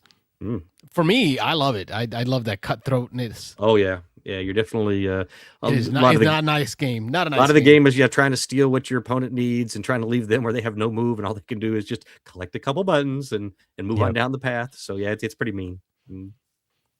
All right, that gets us through our Twig. I know we have some heavy news articles to talk about, and by heavy I mean like long ones. Wayne's going to walk us through some of the awards that have been announced. We've got our Dice Tower Award nominees have come out, and I think BGG Golden Geek Awards. These aren't the nominees; these are the actual awards that came out. No, it's the nominees. No awards. Just the nominees. Yeah. The voting is now open on both. So, what do you want to start with? Dice Tower or Golden Geek? Let's go alphabetical. Dice Tower. Okay, let's start with the Dice Tower. Share tab Dice Tower. Here we go. All right, so I grabbed this on Reddit because it's easier to read. So I'll go category by category. So the best welcoming game is A Place for All My Books, Flamecraft Duels, Fliptoons, and Star Wars Battle of Hoth are the 4 games nominated for best welcoming game. Now, what we've done, and for those of you new to the show, we've actually done it for the last 4 years, where the 3 of us will actually make our picks offline in an Excel document, and then when the awards are actually announced at Gen Con, we come back on and see where we finished, and we kind of have like a fantasy football like draft where we see who got the most right or wrong. And I think so. We've done it 4 times. I think Carlos won 1 year, I won a year, and Rob's won 2. I think I have to double check that, but I two know or Rob's three, but 2 or 3. Yeah, Rob's done it a couple times. Yeah. So, but interesting. I've played one of these games. I Star played Wars 2 of the Battle of 3. Hoth. Yeah. Flip Tunes is good. Battle of Hoth is good. I have not played Flamecraft Duels. That's the one you have, right, Carlos? Yep. Carlos has played that, And yeah. we'll be giving away a copy in next week I need to borrow anyone that copy. called in during the month of April. There's a chance for you to win a game. I've got multiple games that I'm giving out. One of them is going to be Flamecraft Duels. I got to borrow that and maybe that giveaway copy and play it real quick. Arby, my oldest son, is really interested in it. He keeps seeing it at Barnes and Noble, and he's like, "Hey, we need to try this one." Well, Carlos has it. We'll borrow it. We'll play it. It feels like a very small war chest. Okay. Like it has a war chest feel to it, Okay. but it's friendlier because it's not attacking. You're just maneuvering pieces around in order to trigger patterns, and then use those patterns to score your shops. Each shop that you have in your hand, you get two shops in your hand that you're trying to score by creating patterns. If you can score both with one move, one placement, that's pretty cool. So now you've scored both of those. You can refresh with 2 new ones. That's kind of how that feels. I have not played A Place for All My Books. No. But I've played Flamecraft Duels, Flip Tunes, and Star Wars Battle for Hoth. Welcoming wise, I don't think Duels is there. I think Duels is just, it's got too much layers to it with the triggering of the dragon's abilities. That kind of it maybe because I play solo also, it's very thinky. Yeah. I don't know. Do any of these? Oh, really? I'm sorry. And Twinkle Twinkle. I missed. Oh, Twinkle Twinkle's on there. Oh, no, that's garbage. Don't worry one, about that. so, yeah. That's We're not garbage. giving our predictions yet, right? We're going to do that offline. Yeah, well, I think we do that offline, right? Yeah, I think okay. we're just kind of just go through them and kind of just say, well, initial. Maybe reveal thoughts those next week. I think what I our played all of predictions those except for A Place for My Books. I played them all. Okay. Yeah. Cool. Okay. Best artwork: Core of Discovery, Critter Kitchen, Emberleaf, The Lord of the Rings, The Fate of the Fellowship, and then Old King's Crown. So I don't. What's interesting is Core Discovery. We played that at Dice Tower. Why is that on this list? I thought the artwork for that was like meh. It's that at comic best. book. I forget who does that. So some people are really into that art style. It's it's very distinctive. Comic booky. I don't know how to describe it. Yeah. But 1950s comic book. And then Critter Kitchen is the same artist, Sandra Tang from Flamecraft. So that that person seems to just, their art seems to be a hit with the Dice Tower crew. Old King's Crown looks good. I've seen a million of those photos and people playing it. Yep. And then all right. So most innovative game, we've got 12 Rivers. That's the one that I think Mitch talked to us about with the marbles. Right? Yep. Eternal Decks, Lightspeed Arena, Moon Colony, Bloodbath, and Vantage. Vantage is definitely innovative, man, with the 3,000, 2,000 cards or whatever it is, and the amount of work that went into it is pretty crazy. Moon Colony, Bloodbath. I don't know. It was fun. I really liked the game. I just don't know how innovative it was. Yeah, I don't know. It's very innovative. That Lightspeed Arena, though, man, I've watched many reviews and I've listened to podcasts about it because it's one of those that I want to pull the trigger on, just not yet. But the idea of playing cards to the table, snapping a photo, and then watching the battle happen, Rob, it kind of reminds me of the Portal Games hexagon-based battler. We just talked about it a few weeks ago. Hiroshima Hex. Hiroshima Hex. It kind of reminds me of that because there's an order of operations of how things fire. Yep. Right. And you know how in Hiroshima Hex, some things are ranged and they'll shoot in a certain direction. Here, it's a bunch of little spaceships and they're all shooting in different directions, but at different speeds. So like a X-Wing style where, different pilot skill triggers firing in different order. So you want to set up that order of operations to maybe shoot this guy first. So he takes that thing out, which then leaves a clear lane for this guy back here who shoots up that way to be able to fire at the base to hit it. But it's all triggered by an app. So to me, I'm not a huge fan of saying, apps are innovative because I'm it's an app game that's very divisive on its own, but it just sounds like fun. Like I just want to set these up on a timer. You got to be quick. We got to drop these ships out at each other and then let's see the mayhem. Yep. I think the good thing is we have Dice Tower East is before Gen Con, right? Yes. Because So early July to end of early July, so we can try to So get a lot of we these could try to played. get some of these played Yeah. and then really make our decisions like after Death Tower East. But yeah, Sure. because I want to try that 12 Rivers. The way Hey, Mitchell Rob, described write it these was down pretty on your good. little Post-it note, and let's do Okay, that. I'm writing. Yeah, right. We can refer All right. back to the show. Exactly. Best cooperative game. So Core of Discovery, Lord of the Rings, The Fellowship of the Ring, The Trick Taking Game, Lord of the Rings, The Fellowship of the Ring, Take Time, and Vantage. Or Fate of the Fellowship, but yeah, Yeah, Take Time Advantage. Yeah. those are all good. I played 1, 2, 1, 2, 3. 3. I played 3 of them. 4 of them. I played 4 of the 5, so I haven't played Take Time yet. I've Yep. seen several reviews on Take Time. I want to try that one, and that'll definitely be. I think that's going to be in the hot games area at Dice Tower East. They've already announced. So yeah, Seems to be a very definitely- hot cooperative game. Yep. I want to play the trick taking game. Core of Discovery I played, wasn't a huge fan of it, but it was fun. I liked it. The more I think back on it, the more I want to play it again. Yeah. Mhm. Okay. Yep. I think I was kind of like, I'm okay with it. Hmm. It's like that. I was never good at Minesweeper. Oh yeah, it's kind of a Minesweeper feeling. Yep. Yeah.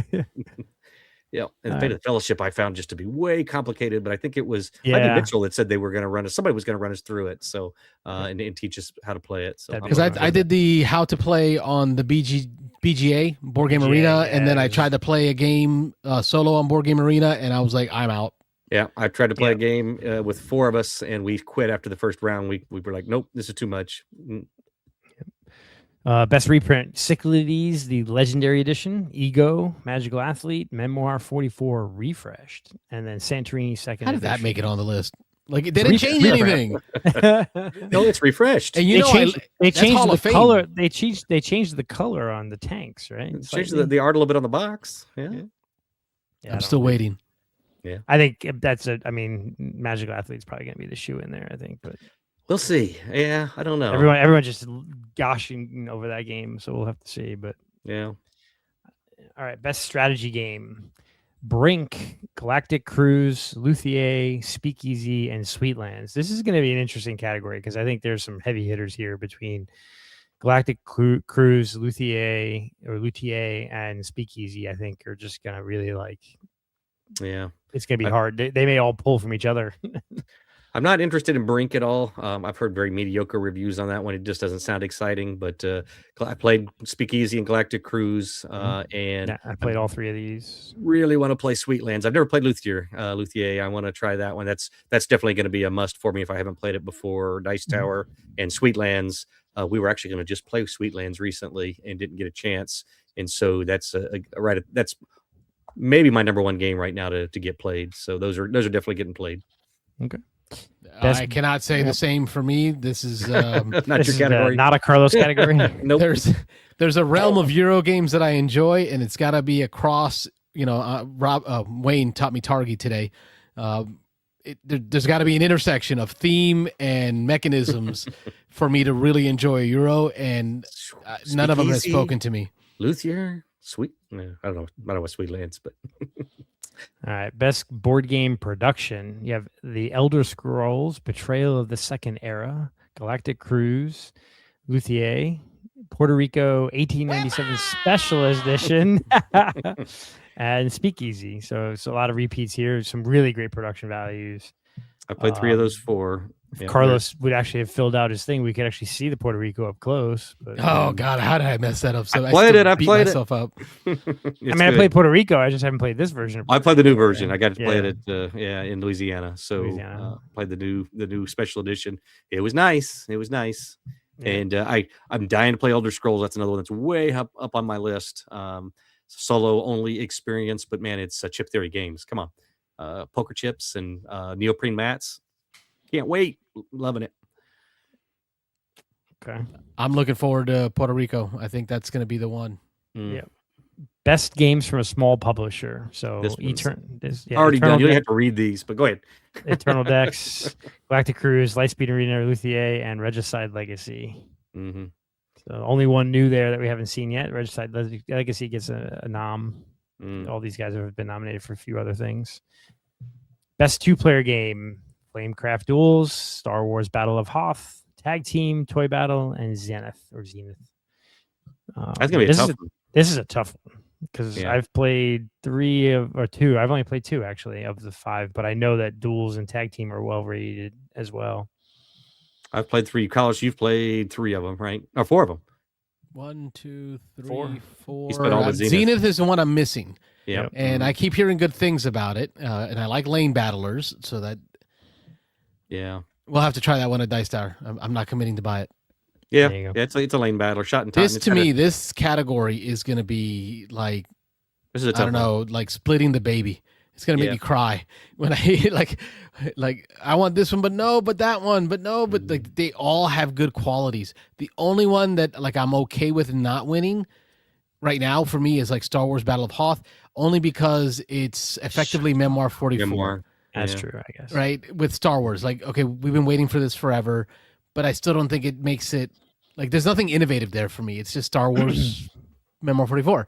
But true. dude, tag team was so like legit, I think innovative in a sense. But toy battle is so just perfect, you know. I don't know. It's just It's a tough one.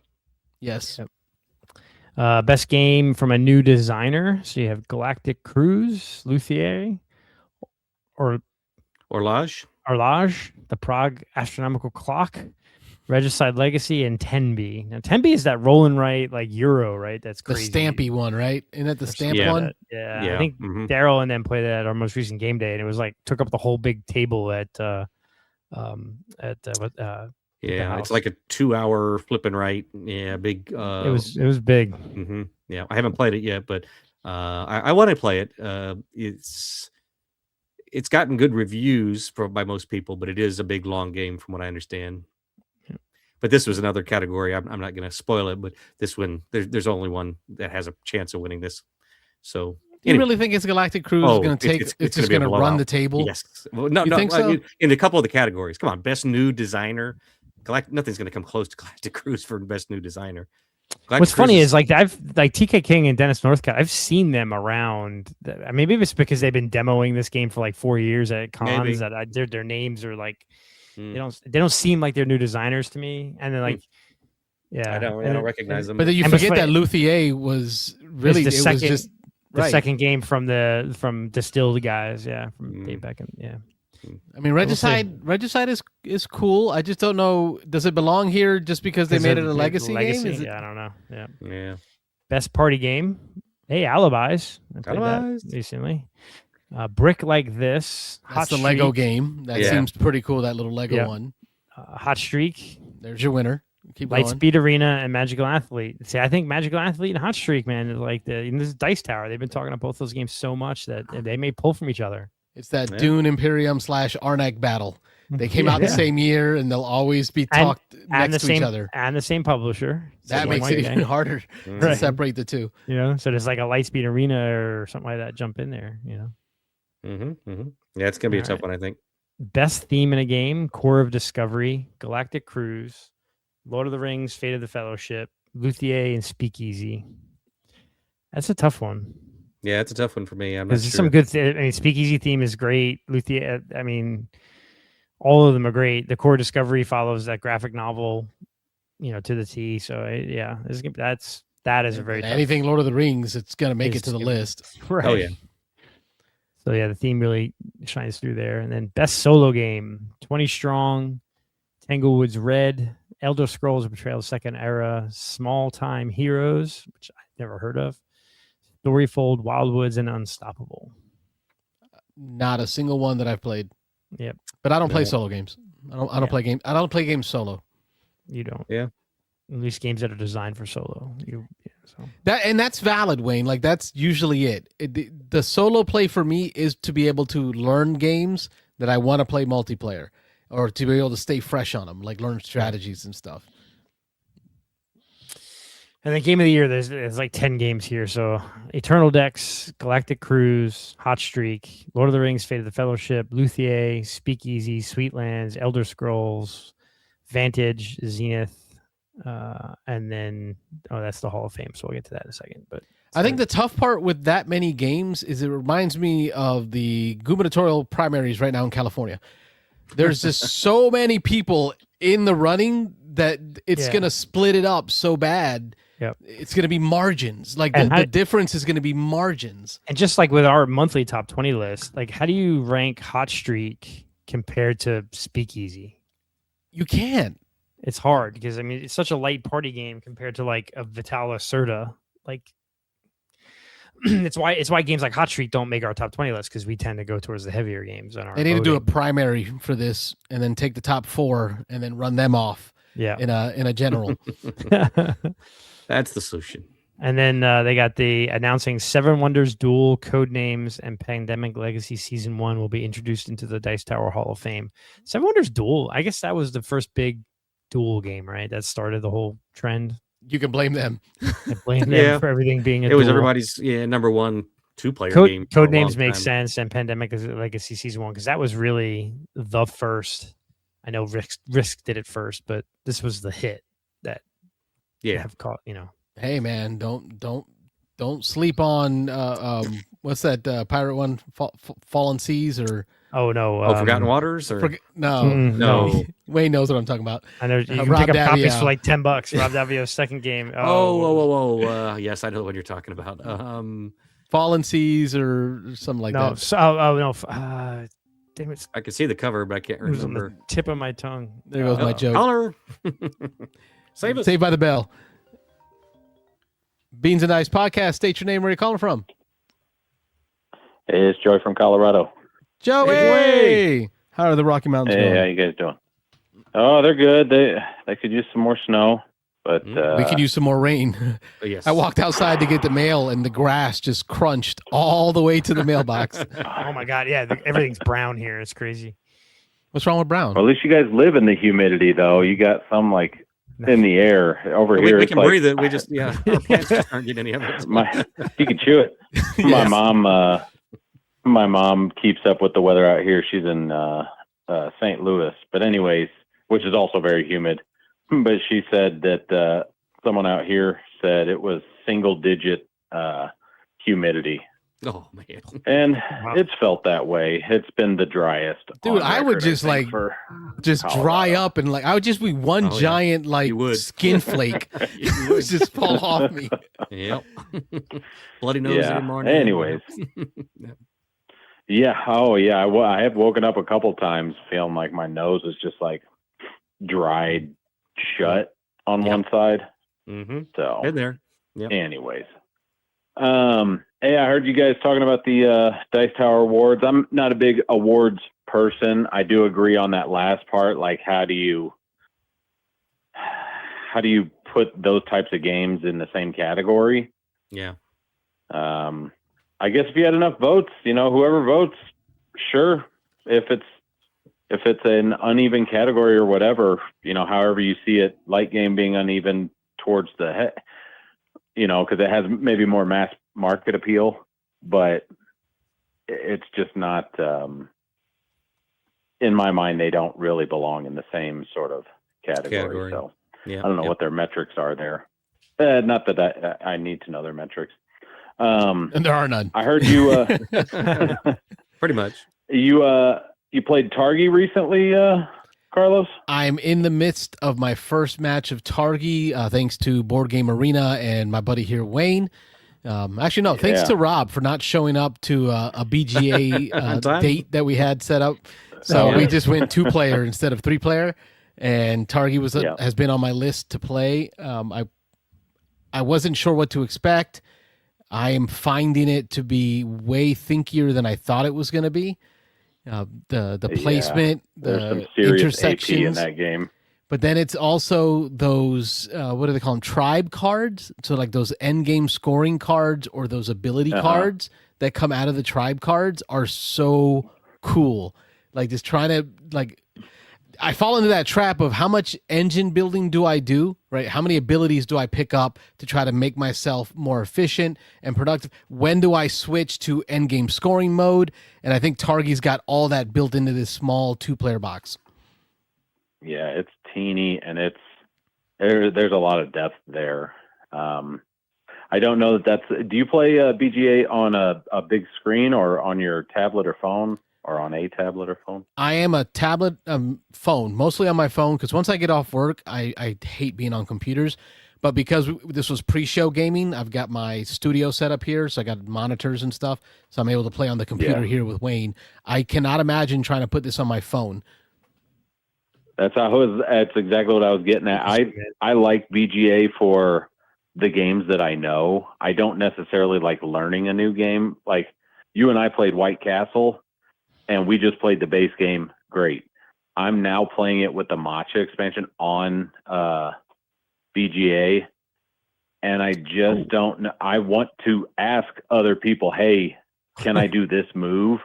And I can't necessarily. So, but with Targi also, there's what I was going to say about that is there's like the cards in the middle don't always have text on them, but all of them on the outside generally do. And I wouldn't like trying to learn the game from, zooming in and reading each one of those. That's, I do like to have a table presence on a learning game. And that's just how I consume BGA. Yeah, I don't know if you guys have any. Yeah. BGA for me, I on almost that. always play on my computer because I'm constantly on my computer at work or whatever, and I have like three or four monitors here, so I kind of always have BGA up on one. But yeah, I mean, I playing on my phone, I will only take turns if I know the game, or it's not like a giant game like a Ark Nova or something like that where you would have to zoom in like crazy. But I did not realize that White Castle has the Matcha expansion on VGA, so now I got to try that because I haven't played the Matcha expansion, and I like White Castle, but I don't think it's too short for my liking. So but I've heard the Matcha adds a little, so I have to give It adds more actions. I just don't know if it but it also dilutes the power of the locations that we have already in play. I won't take a side, but I will say that was one of the things that drew me to the original was 9 turns, combo them out if you can. Now listen, there's no fence sitters allowed here. You need to take a side. Well, since I haven't completed the other one, I'll say I prefer the base. That's my I think that's where I'm going to end up. I'd hate to be, my bias will show because I do love base. Showing your bias. Let me zip it up. But I want to try it, Wayne. So I think we need to set up a matcha game with Rob. I haven't played just so it we either. can play through the mechanisms and see, because Rob has the same issues with Wayne.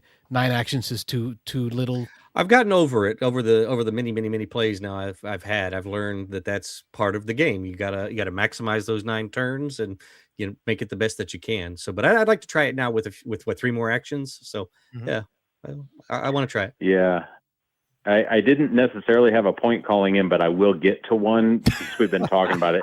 And it does. Dude, that's our whole VGA. show. We start with like no point, but we eventually find one. Well, so the reason we started playing the Matcha, the new White Castle game again, was because at our last game group, one of my guys said, "Oh, I just played a game where I put out all of my, I don't know what the little workers are called. They have like different gardeners, warriors, but he just said meeples or whatever." But he said, I put all of them out and I still lost the game. Whoa, he got all of them. So the courtiers, the soldiers, I don't know if and that the required gardeners? matcha or if it was just from the base game. I didn't ask him that, but that's pretty wild. Well, that's what he said. So, and I tend to believe him. He plays really well, but either way. So I said, well, I think that's my sign that I don't need to play with you anymore because we're just going to be playing a different game. You're going to just.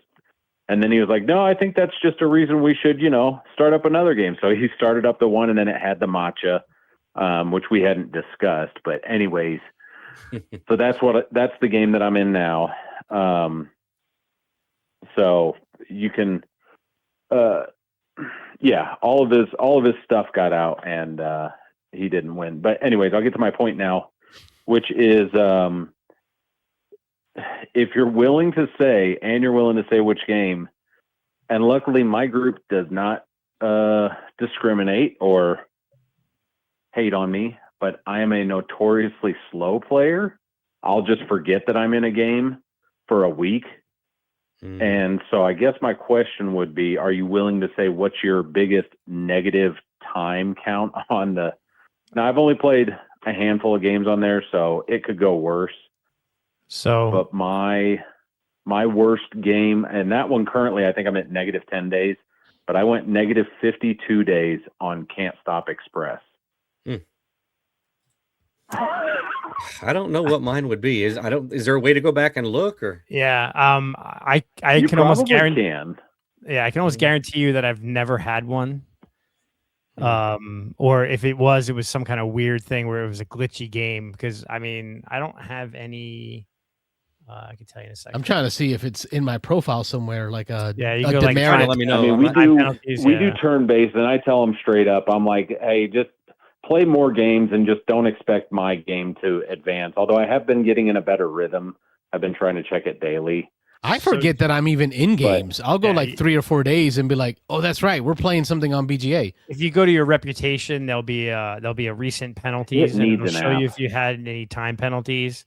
So in my recent games, I've had 0. I have 100% reputation, but I'm also an OCD person. Oh, here we go. I have 53. Well, no, that's how many days ago. Oh, okay, that's days ago. Penalties.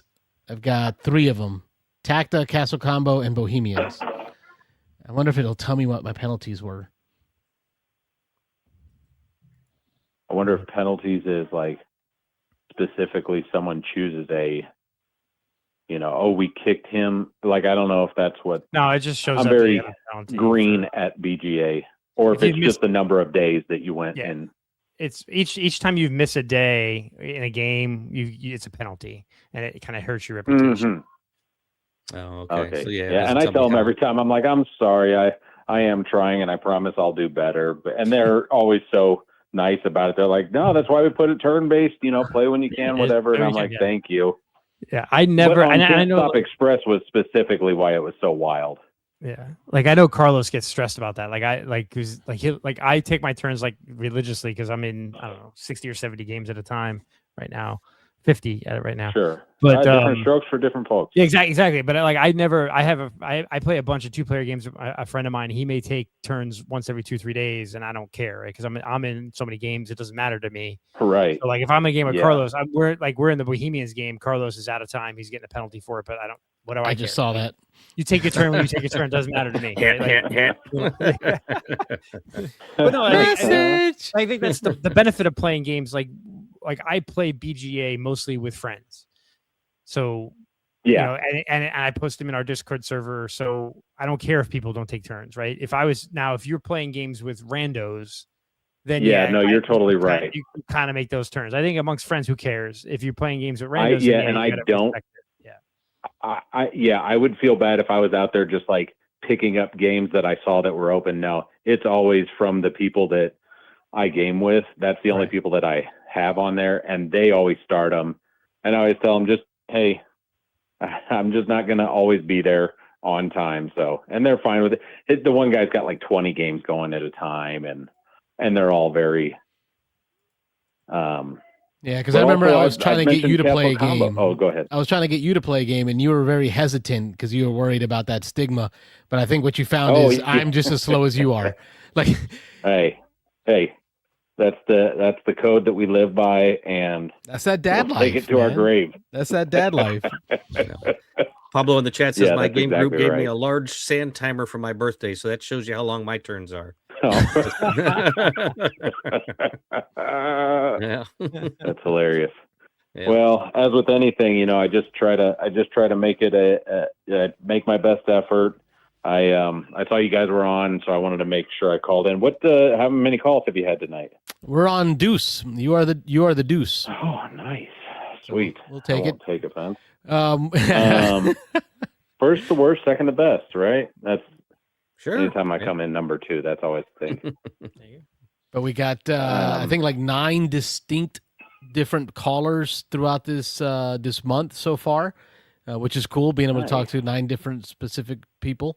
Yeah, the international stuff I love too. That was cool. That's fun. That was fun.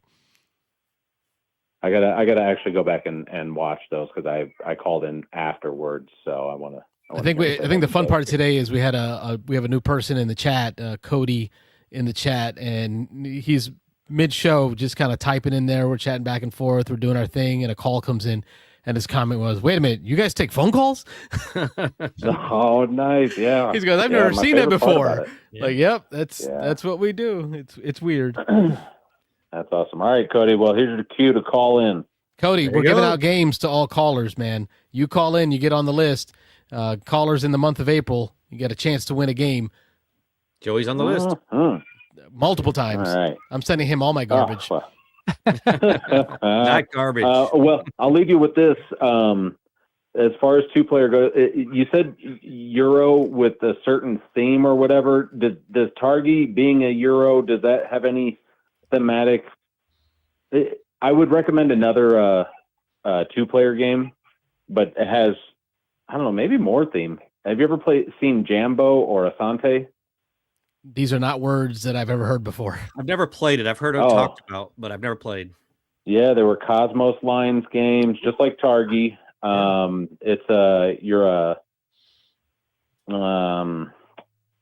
run a fruit and you run a sales stand, I think, in an African. How did this game ever get produced? I'm not even sure so I should good. share my screen. It's a Cosmos game. So it's German. Yeah, I think they're both out of print, but I think it was Jambo first and then Asante. Great games though. If you've not played it, that's another just two-player, which I really like two-player games. That you should try to check out. Yeah, I've heard about these for years. They've been favorites of the guys on the Dice Tower. I know. I think Z talks them up when he gets a chance. Kind of more older, classic ones. Yeah, but yeah, he likes them a lot. The reason I haven't played Targi before is specifically that there's nothing about the theme that draws me into it at all. Yeah, there's no real. Well, I guess they put one on it, but honestly, it's put your piece on the outside in two places and then take the goods on the inside. And see, like Lost Cities, at least it's you go on an expedition, right? You're wagering on that expedition. That just right there is a theme that I would be interested in. For that reason, I've never played Targi. I think I've played Watergate before I played Targi. Other two-player games that have more theme that I'm into, which I'm sad that I haven't played it before because it's got a really good mechanism that makes it enjoyable. Yeah, it was a long time before I played it too, but it was really good. But anyways, check out if you can get your hands on it, or if you're going to a convention, I'm sure someone will have it in the library. Oh yeah, I think they probably have both of them at Dice Tower. Yeah. So, all right. Well, you guys be good. I'll let you go. Have a good show. Thank you, brother. Appreciate it, Joey. All right. See ya. Night. Yep. Night. Joey from Colorado calling in. There's a copy of Jambo at the Dice Tower flea market for $50. Ooh, wow. For a two-player. Yeah. With an expansion, yeah. It's been out of print a while, I guess. So, yeah, the expansion helps, I'm sure. Yeah. I don't know. That artwork was a bit sketch. It's kind of like Song of the South, right? Can't. Yes, that's kind of like the feeling I got from that. Like, cool. Michael Menzel was the artist, or Menzel. Yeah, we could save Legends of Andor. Yeah, save the BGG awards for next week if you want. Oh yeah. We're towards the end of the show. That works. Any other articles or you know what? Skipped right to OGG then. Yeah. Let's get into our other geeky goodness. In the OGG part of the show, this is a part where we get to talk to you about all those other geeky things that we like to do, things that are maybe not board gaming hobby, but little geeky culture that we enjoy. So in the OGG, I'll start me off. I finished my second run of Project Hail Mary, the audiobook, and the emotions, man. This book leaves me with such good emotions at the end, like high spirits, just feel good. I can't recommend it enough. The movie does not do it justice. The movie is great, but the the book and or audio book, depending on how you want to consume it, will leave you just like feeling like great. Project Hail Mary audiobook. It's one I gotta try. I guess I gotta get the book. I actually gotta realize I gotta renew my library card so I can get audiobooks again. I tried to log in my audiobook app, and it was like, because I don't pay for audiobooks, I just borrow them from the library. I forget that that's a thing. Yeah, you can download Libby, which is a library audiobook app, and if you have a card. I just started the Lord of the Rings audiobook. I like to have 2 books on hand when I'm listening. I like to keep, if I'm reading and or listening, I don't know, what do you call it? Like sometimes I read a book in audio version, sometimes I do both. I'll have the Kindle going, and then when I'm in the car, I'll listen to the audio, and then when I get out of the car, I'm reading the actual print again. So I call it reading. What do you think, Wayne? I know Rob doesn't like reading, so Call I it wasting can't even ask time. him. Yeah. I like Either way. I prefer audiobooks because my reading speed is bad because of my vision, my dyslexia. So I prefer audiobooks. Or But like, a lot of times, when you tell somebody Do you you're call it reading or do you call it I call it listening? reading. I call it reading. okay, Yeah, and that's where I struggle. Like I don't know what to call Or maybe it. I'm listening. Yeah, I it kind of maybe interchangeably they say reading or listening, because there Well, are there was some times where I read the book while listening because it makes me read faster. I do that too. Kindle allows you to do that. I love that. There was a study recently that I was listening to a report on that listening to books and reading words trigger the same firing the same parts of your brain, so they effectively the same thing. So Joey from Colorado +1 for Liberty, yeah. And he's about to call back in because he was just having this conversation with his wife about, are you reading a book? Oh, I love that. The phone line is still open. So I like to keep 2 books on hand, one fiction, one nonfiction, because my ADD, right? Like I have to bounce between the 2 to keep my ADD satiated. So when I get bored of the nonfiction book, I'll jump to the fiction book and enjoy some fun. So my nonfiction that I'm currently listening to is 1776 by David McCullough. This is my second Revolutionary War book that I've gone through. The first one I did was a much deeper, longer book. It was like 30-something hours, and that was The Glorious Cause by Robert Middlecoff, and that was deep. Like that was very detailed. I would have to recommend to anybody that likes history the 1776 by David McCullough. It's a much faster listen/read, and it's much more high points of the Revolutionary War, high moments, and you're seeing a lot more of kind of the high level key moments and key events of the Revolutionary War. So I'm bouncing between that and the Lord of the Rings right now. Now, other geekiness, did you watch Turn? Yes. Okay. The Washington spies. On Long Island, my hometown. They did a great job of that, inserting some fiction into. Yeah, just enough to fill in the gaps between the Culper ring and I grew up learning all that stuff because I grew up literally in that same area of Long Island where that all took place. Man, I would love to visit some of that stuff. That was so cool being able to go to when I was in North Carolina, being able to see the Revolutionary War battlefield. Just learning that history is always fun for me. Yeah. Those are my audio/reading that I'm doing right now on my OGG.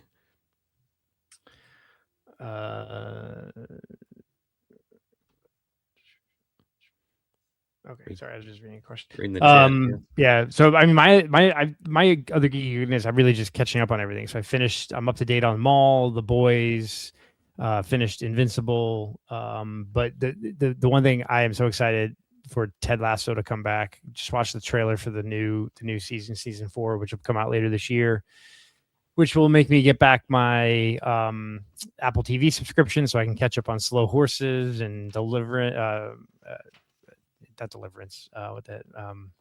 anyways, Slow Horses, Silo, all the amazing shows on Apple TV, and then For All Mankind, and it's spin off the Russian version. So I don't know, Carlos has watched the first 2 episodes of For All Mankind. Yeah, now that you moved it to the TV media, I will say I started. This was cool. I started the For All Mankind with my son. We got a call coming in. Oh, there you go. Beans and Dice podcast. State your name. Where are you calling from? Lorenzo from Seattle. Mike. Hey, Mike. What's going on? I got to get in on this OGG goodness here. My man, what you got? Well, because I'm to share. Oh, wait, I want to ask you, because you're on the same vein as me. If you're listening to an audiobook and you tell somebody about it, do you say you're reading Dungeon Crawl or you're listening to? Like, how do you explain it? I listen to it. Yeah, I tell them I listen to it because then, I get to say I can't read because it puts me to sleep.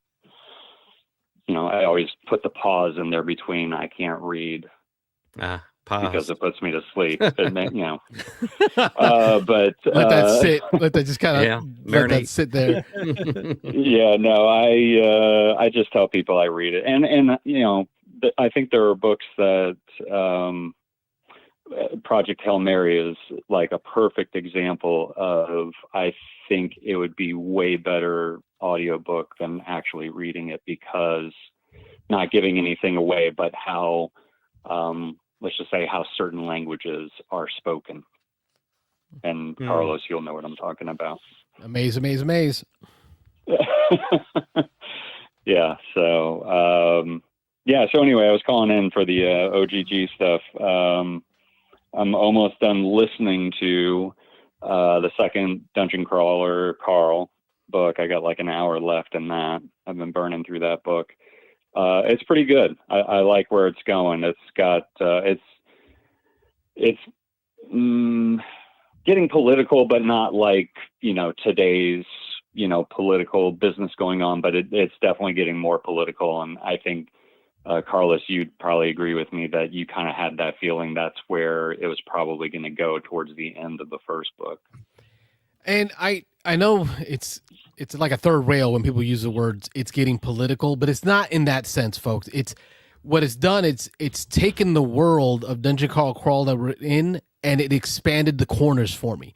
It made it so like, oh, we're in a deeper thing than just this fun movie show. Like, so right. It really made me want to engross myself more in this world, that there's more behind the layers, like an onion. Yeah. And it's like galaxies were just,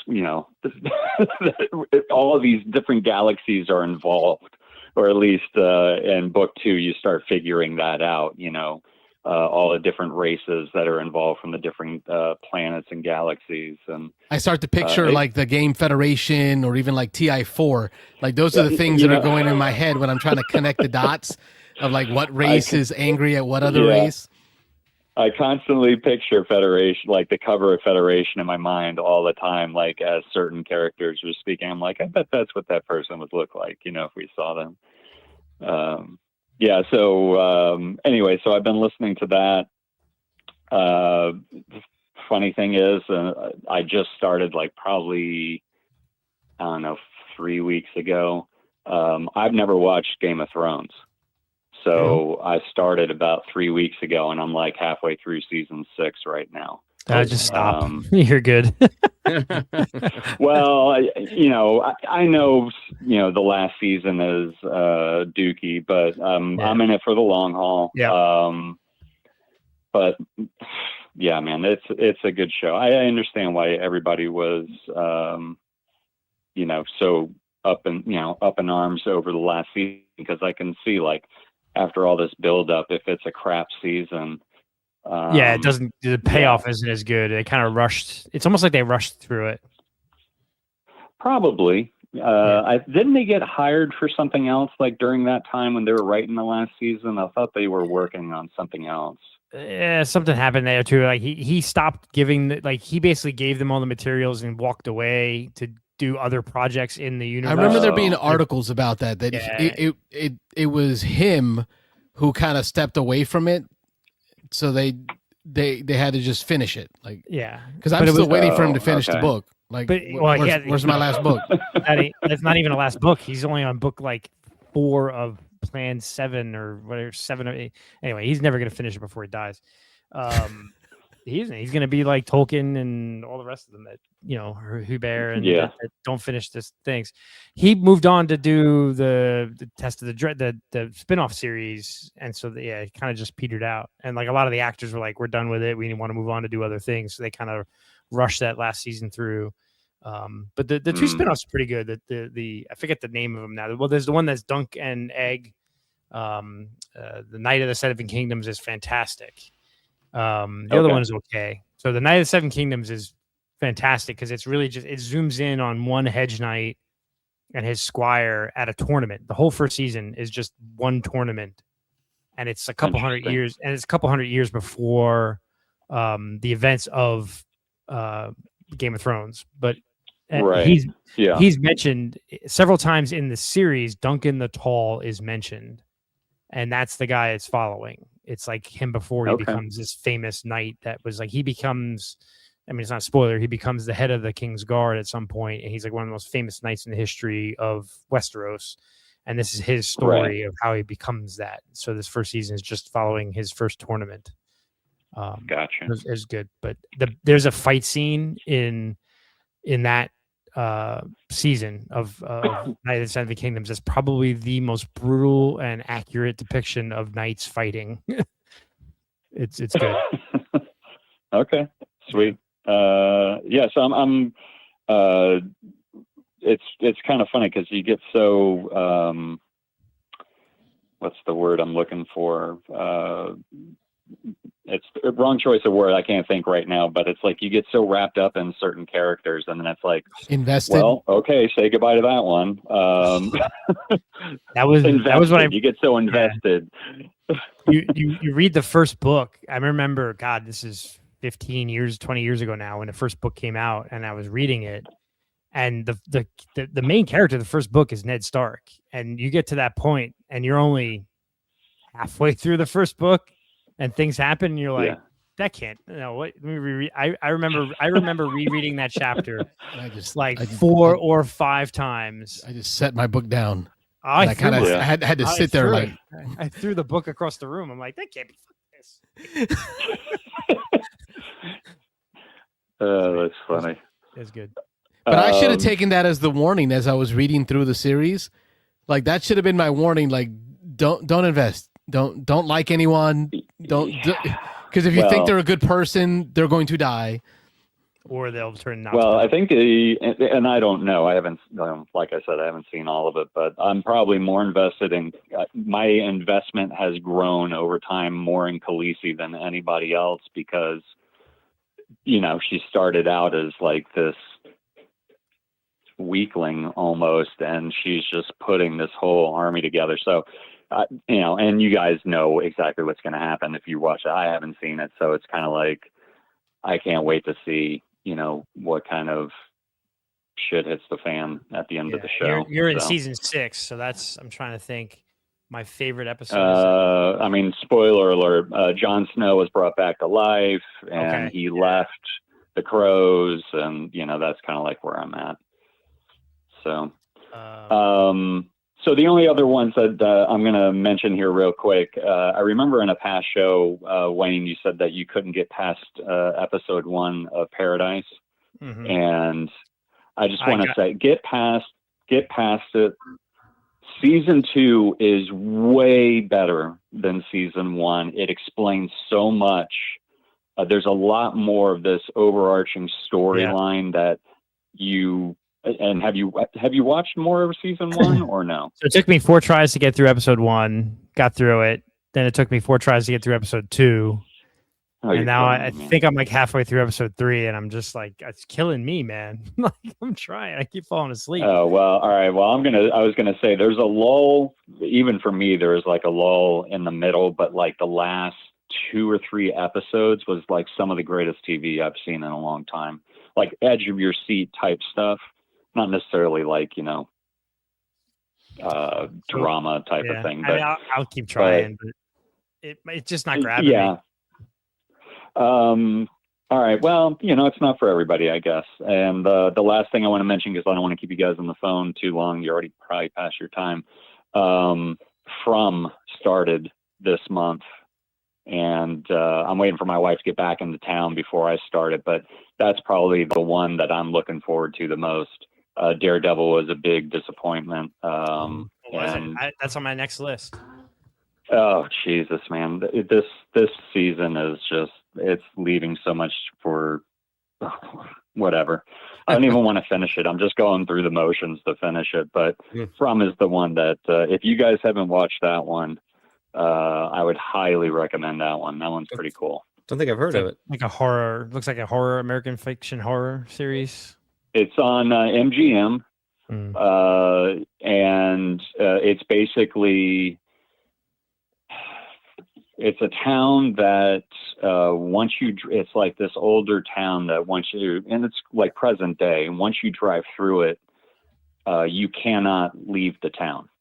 Like usually, like you get lost. Yeah, I think I've seen some clips of this online. Yeah. Okay. And like the zombies come out, not zombies, but they're like vampires that come out at night. But they're like you could tell they're like from the 50s and the 60s. And as long as you stay in your house with like these things at your door, they can't come in, but they just like stand in front of the window and they kind of like tap on it. Why don't you come outside and play with us? It's like they're tormenting these people mentally. Creepy.